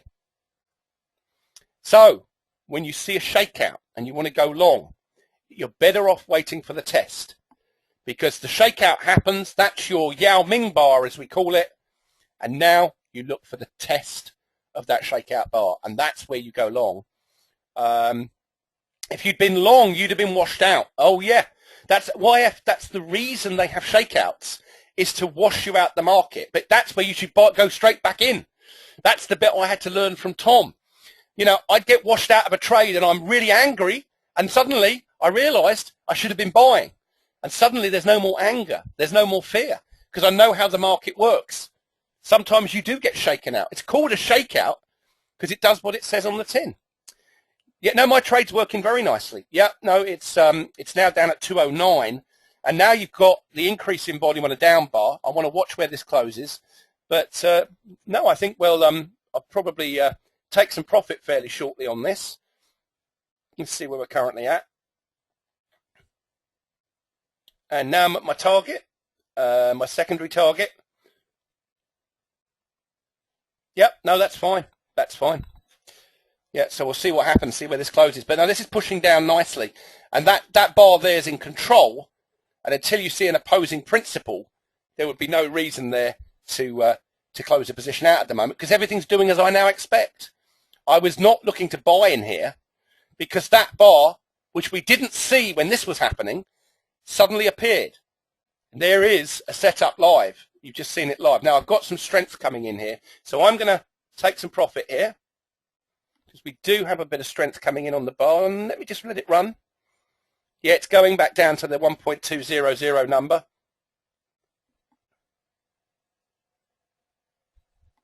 Okay, so there's a little bit of support coming in here. So I'm going to actually flatten this and take some profit. Okay, let me just show you all my screen here, and just so you can see, so far in the session there, I netted $260 on a small account. But now I'm going to wait because I think I can get back in up here, up at the top. I'll show you that in a second. So I've netted some profit there on the trade. Now, what I look for is another opportunity. Okay, so now I'm looking for the next opportunity, because what they'll probably do, doesn't always happen, is mark this back up to the top of my trend channel and I can get in.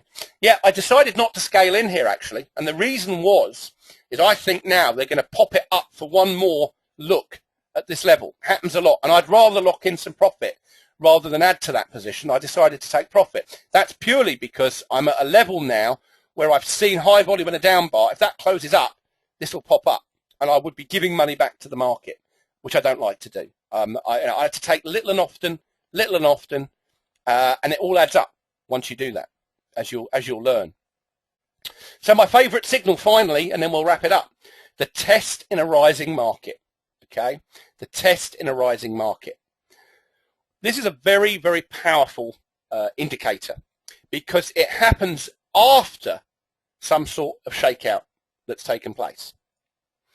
Now, what happens is you see ultra high volume coming in, and then you get what we call lack of selling pressure as the market falls to this level. Here, we see there's no selling pressure on the bar. And then finally, we retrace and we test here and here as the market's beginning to rally. So tests in a rising market are very, very common, and they're very common in the last year. On the daily charts, we've seen numerous ones. Here was the actual trade that I took at the New York Traders Expo. Okay, so we had a shakeout in the background there that you can't see.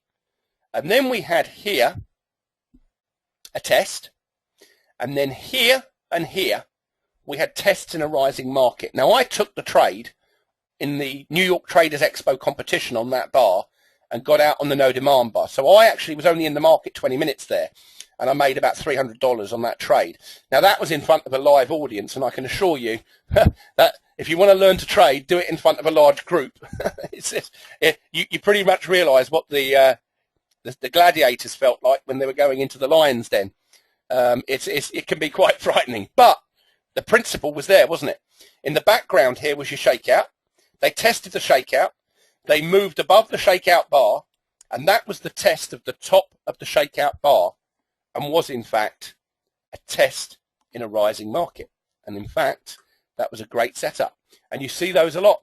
Here's your no supply bar, which again is similar to a test. No supply is similar to a test. And again, there's the signal.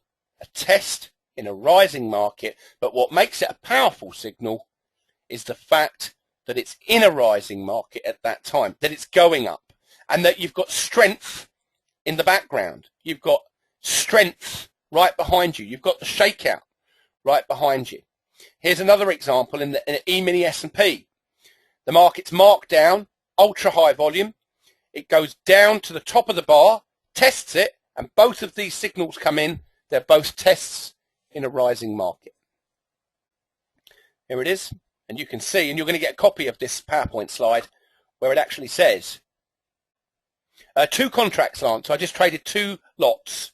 my risk on that trade was then, as I moved the stock down, was $50, and we made $260. So I should get back in. I should get back in. You know, there's opportunities there, definitely. So, a test in a rising market. How do you trade it? Well, it's very similar to no supply. It means the same thing. When you see no supply with climactic action or buying in the background, higher prices are almost inevitable, and they always are, and you want to get long when you see them, because that means the market is becoming bullish, and the test will always be very much on a down bar, but you do see tests on bars that close higher than the bar behind them. You do see that. And then trigger numbers. These are areas where we actually see the market from yesterday move forward, and the market comes back down to the levels and respects them. Now, here is the closing of the NASDAQ 15-minute chart. And I noticed that on the very high Yao Ming bars, I marked the tops of the bars, and here, and on these overnight highs, and I watch where the market goes as it gets to these levels. Okay, I watch where it goes.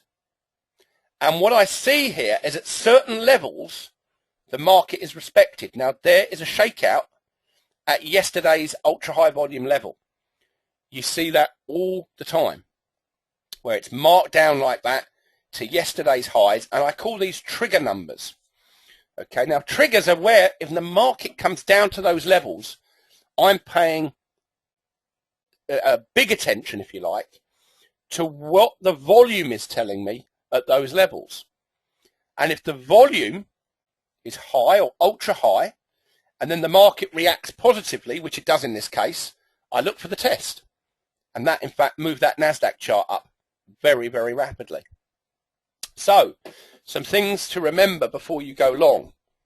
Look at the trend. Are you in an uptrend, or is the market still downtrending? Is the market rising on no demand? Because if it is, it means it's probably going to fall further. Is the high of each bar higher than the previous bar? Remember Tom's trending system. Are you at a fresh low ground when accumulation starts? Is there a trading range to the left? Is there lots of bad news? And someone asked earlier, do professional money move the market on news? Yes, they absolutely do. They take every opportunity to move the money, to move the market on news. Remember, is the market in an oversold or overbought area of the trend channel? Is there a buying climax in the background? If you've got, if you're going long and you've got a buying climax or the end of a rising market in the background, you're in trouble. Are you entering on an up bar? Remember, strength appears on down bars. So in summary of this first 2 days, let's look at some of the things that make us important here. And it looks like the Aussie dollar is coming down to the 1.02. Now, what we should see is a bit of a mini rally back up to 1.210 on no demand, and that will give us potentially another entry. So each of us are unique. We have different account sizes, different loss tolerance levels, different experience levels, different ways of viewing things. Two people can look at the same mountain from the same place and see entirely different perspectives. And also, we all have different levels of self-discipline. The strategies of VSA are a guide. They must be adapted to your style of trading and personality, and I'm afraid only you can do that for yourself. The VSA principles apply to all markets where there is volume available and in all time frames. We've been looking today at stocks and Forex. We looked at a number, but it works in all markets: futures, commodities, spot Forex, the lot. KISS, keep it simple. Nothing here is rocket science. VSA is a very logical system based on principles that have been around for decades. Take a holistic approach to reading your charts. Remember, look at the whole and the interdependence of its parts. The market has now hit 1.0200 on the Aussie, which is great. It's continued to go down, which is great. So they're marking it down even further. And now we'll very likely see this market potentially go back up to that 1.200, and it's come off nicely, Tom. I took some profit off there already. I was going to actually add to the position, but I actually took some profit. But we should get another trade on this later on. Now remember, strength appears on down bars. weakness appears on up bars. The background is vital to your analysis. Has the strength or weakness appeared at the top or bottom of a trend channel? Is this a major trend reversal or a retracement? Ask yourself, if you're trading stocks especially, is the news good or bad? If it's good and it's going up on ultra high volume, you probably want to short it. If it's bad and it's going down and there's ultra high volume and the signal's there, you probably want to buy it. Is demand overcoming supply? Or is it the opposite, selling overcoming demand or buying overcoming supply? That's how the markets work. Remember, all the patterns we teach you have been seen in the past. They'll be there in the future, as we saw today. We traded an Australian dollar chart to the short side. VSA is a discretionary methodology that still requires discipline and money management. VSA is much more effective when used with support and resistance lines, and also we use something called the Weiss wave, not Elliott wave, although some of our customers do use that. We use something called Weiss wave, and I'll get David to come in at some point this week and show you what that is. You must use more than one time frame. Notice today we used a 5-minute and a 15-minute chart to see what the market was doing. If you listen to the news, be contrarian. Okay, always think the opposite of the herd. The chart never lies. Rely on your charting skills. Okay, a few final words from the master, and then we're going to wrap it up. We have overrun. I apologise for that. We're 35 minutes over, but obviously we enjoy doing this, as you can tell. I hope you've all enjoyed that. I hope you learned something, and we had a nice little trade there to the short side, Tom, on the Aussie. So it didn't behave like a strong market should behave, did it? And I was right on that one. I nailed that one a bit. But anyway, here's Tom to give you a few final words, and we'll be back with you tomorrow, same time, same place, same link. Here's Tom for a few final words. Right, Gav, thanks for that. Okay, look forward to seeing you all tomorrow. We start off at midday here in the UK, and Gavin, as usual, will be, I call him the ringmaster, you know, standing there with his whip, sort of controlling everything, which he loves to do and which he's good at, I must admit. Yes, we look at the Aussie dollar. There was some strength came in, but bang, there's obviously a serious sign of weakness there. In hindsight, it's pretty obvious. It's an upthrust followed by no demand. It's the supply coming in. It wasn't an upthrust. It was just supply. Supply coming in. Yeah, followed by no demand. Followed by no demand. Right, which had a signal on it too. So it's all, you won't be wasting your time, because this knowledge, whatever you know now, you'll know more next year, that's for sure, and you'll be very excited to be able to read these charts, because it is a language like Braille talking to you there, and you will know more about the market than most people on the face of this earth, and you will have that knowledge with you for the rest of your life. And of course, the more you study, the more you look at it, the better you'll become, just like everything else. I love looking at the charts. I find it fascinating. You don't have to be actively trading all the time, but, you know, we're all individuals. We all have our own different points of view. Gavin trades differently to I do, but it doesn't mean to say I'm right and he's wrong or anything like that. It's your individual behavior as a human being. But I'll say thank you very, very much for listening to us, and I hope you've picked something up, and we'll see you tomorrow. Yeah, thanks everybody. Best wishes, good trading, wish you constant profits, and I hope you learned something today. That indeed was no demand after weakness, and yes, in hindsight, I could have taken an extra 10 ticks out that trade, but I'm always grateful for the money that I make in the market, and I always know that tomorrow's another day, and that there'll be more money to be made. And I think like a winner, I act like a winner, and I want you to think the same way. You can read these charts, you can be successful with a little bit of effort, a little bit of practice. And by the way, thanks for all the great questions today. Very, very good questions, and a great way to end the seminar as well, with some money on the board. Take care, everyone. God bless everyone. Have a great rest of your day, and I'll see you tomorrow, same time. Bye-bye, everyone.